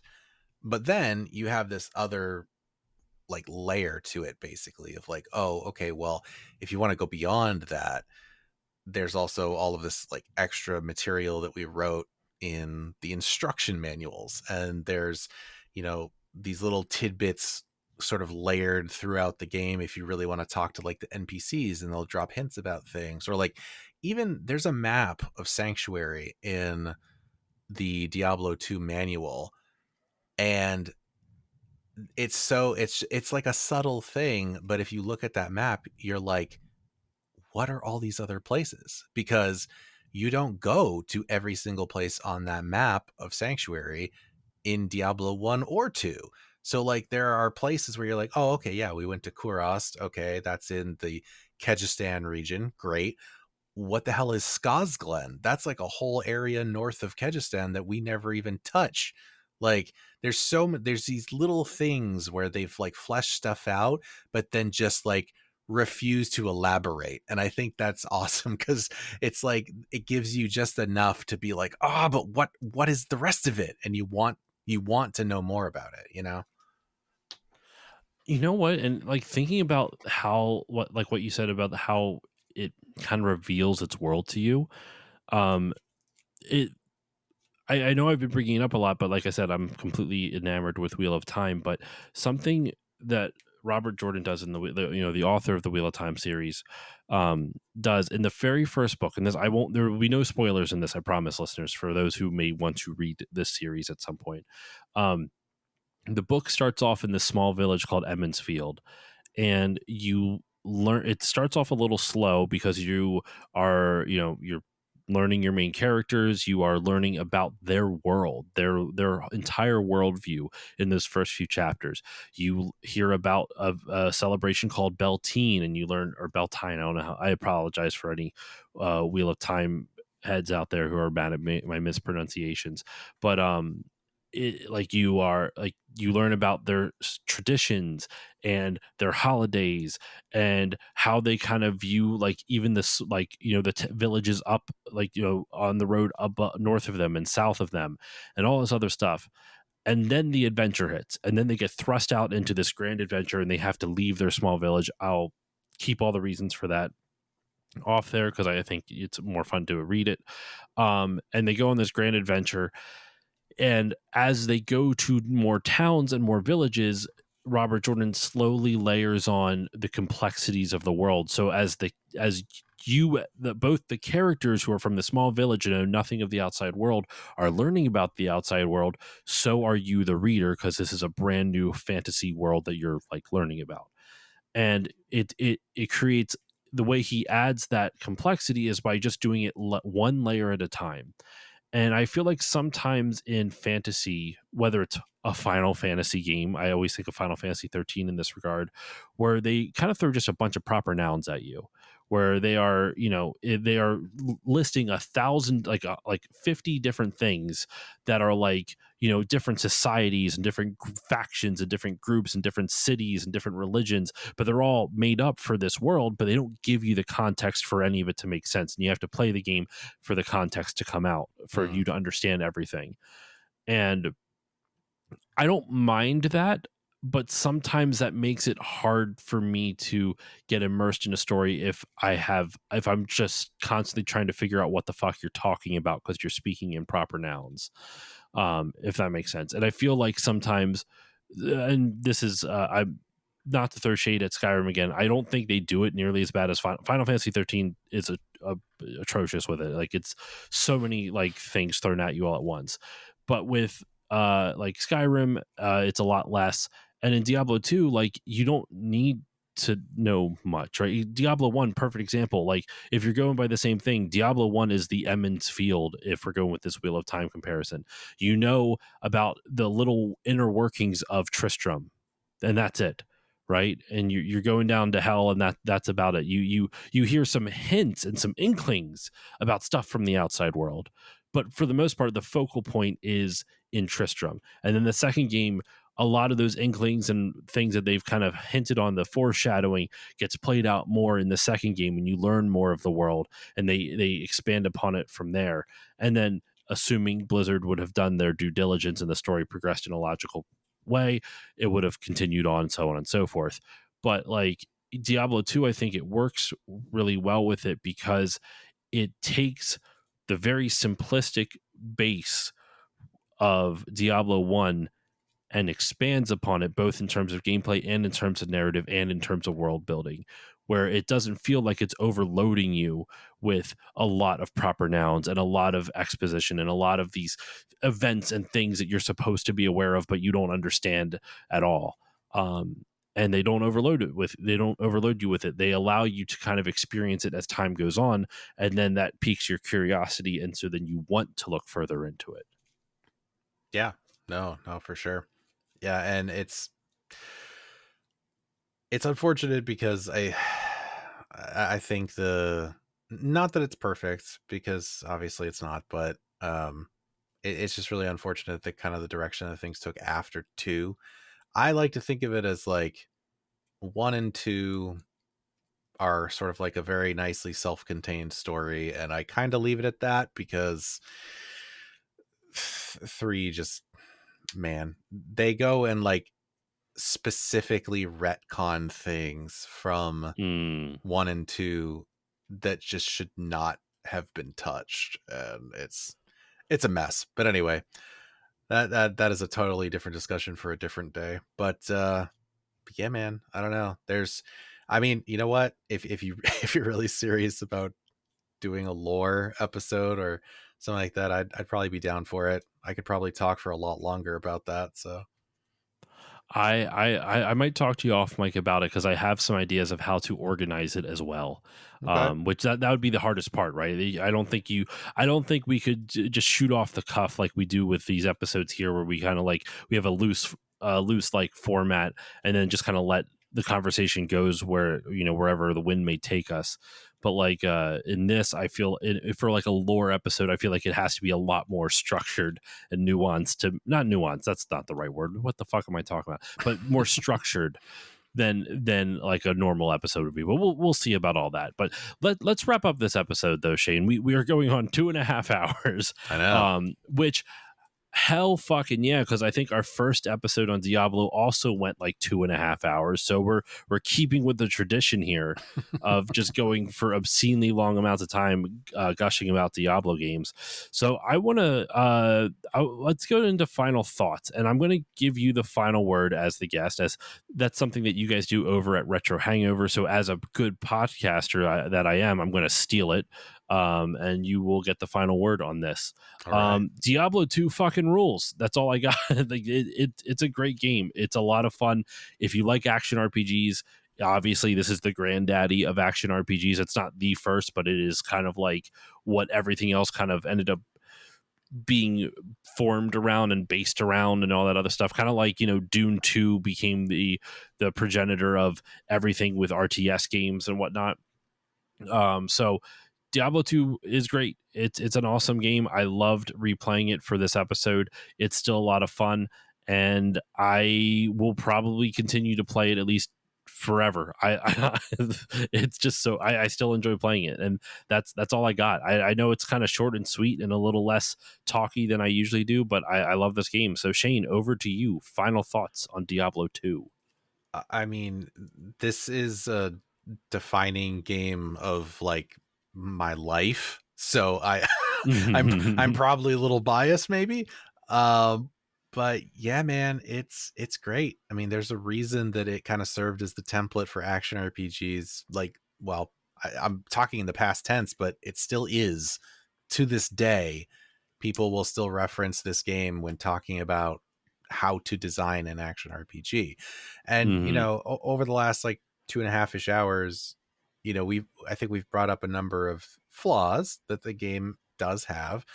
So it's by no means perfect. And there are definitely some sort of, like archaic things about it that going back now, especially if you didn't play it back in the day, might be a little rough. However, if you were going to give it a shot and you've never played it before, I would definitely recommend going just straight to Diablo 2 Resurrected for a number Yeah. of reasons. Compatibility just being probably one of the primary ones. But it incorporates a lot of quality of life improvements that the original game did not have. And like Josh mentioned, even little things like just automatically picking up gold stacks saves a lot of time. So and visually it also looks way better too. So if you're going to do that, that would be my recommendation. But like, yeah, it's a fantastic game. Like, and if you're even remotely interested in ARPG style games and you somehow have not played Diablo 2, I feel like you're doing yourself a great disservice. And we didn't even touch on this really in the gameplay section, but one of the things that keeps a lot of people away is the fact that there's no way to change your character if you do in fact fuck up your build, which is likely to happen unless you're following a guide. Mm-hmm. That is also something that has been, I won't say fixed, but has been made less painful in Resurrected, in that there are ways to respec your character. So that's nice. Mm-hmm. So you don't pour tens of hundreds of hours into a character and then realize you done goofed and you got to start over. So again, another shout out for Resurrected. But yeah, man, it's great. There's a reason that it's like one of the like most lauded games of all time. Mm-hmm. Could not agree more myself. It's fantastic. That's it. That's all. I think that's all we got. That will do it for this episode. So Shane, man, thank you so much again for joining me. I actually looked at the previous Diablo episode after all the edits and everything. It was 2 hours and 42 minutes. Holy I don't crap. know what this is going to be after edits, because right now at recording this, we are under 2 hours and 42 minutes, but we still have plugs, and I also have to put in, intro music and shout outs and all this other stuff. So we'll see. It might be the same length of time, and I'm going to laugh if it is. So, Nice. but yeah, Shane, thank you once again, man, for joining me. It's a pleasure having you back on the podcast. It's been way too long, so I'm happy to have you on. Where can the good people find you online if you're to be found online? And is there anything you would like to promote? Well, in fact, there is, and first of all, thank you again for having me back on. It's always nice. I don't always get the chance slash time to do a lot of guest spots. Usually, that's Chris's shtick. He's all over the place all the time. But I always really enjoy it when I do, and I love coming on your show. And I know it has been a long time, so we were definitely overdue. As far as what I do that you can go find, I also happened to podcast with. What? Yeah, I know, it's crazy. The I know. devil, you say? Well, yes, I The do. Diablo, you say? We have been for quite a while, actually. But yeah, we have a show. It's called Retro Hangover. And by we, I mean myself and my trusty co-host, Chris. We have been doing the show now for over 10 years, which is crazy. And so if you are into classic video games, which if you're listening to this episode, there's a pretty good chance that you are, maybe give us a look-see. Go check us out. Unfortunately, we make that easy for you. You just got to head to our link tree. So you can head over to linktr.ee/retro hangover, and all of the goodies will be right there for you. And we would very much appreciate it if you do. I think at the time of this recording, I want to say, I think the most recent episode that we put out was for Fear. It was our second episode for our annual Spooptoberfest. Prior to that, it was Condemned Criminal Origins. So if that piques your interest, then give it a listen. Yeah, please go check out Retro Hangover, listeners. It is one of my favorite podcasts, not just because I've had both Shane and Chris on my show, and not just because I've been on their show a number of times. It's just a great fucking podcast, so please go check it out. And this episode's coming out in like late November, so it's not going to be, the stuff Shane's talking about is not that old, so go give it a listen. And you know what? It's funny. Before I go into my own plug, something we probably should have shouted out the very beginning of this entire episode, Shane, and I feel really fucking stupid we didn't. And speaking of feeling old, this is the 25th anniversary of Diablo 2. It is. two hours and 40 now it's 2 hours and 42 minutes, 2 hours and 40 some odd minutes into the recording, and we're finally mentioning, oh yeah, it's the 25th anniversary of this game. Go figure. But no, yeah, please go check out Retro Hangover in all those locations. I will have a link in the show notes for that.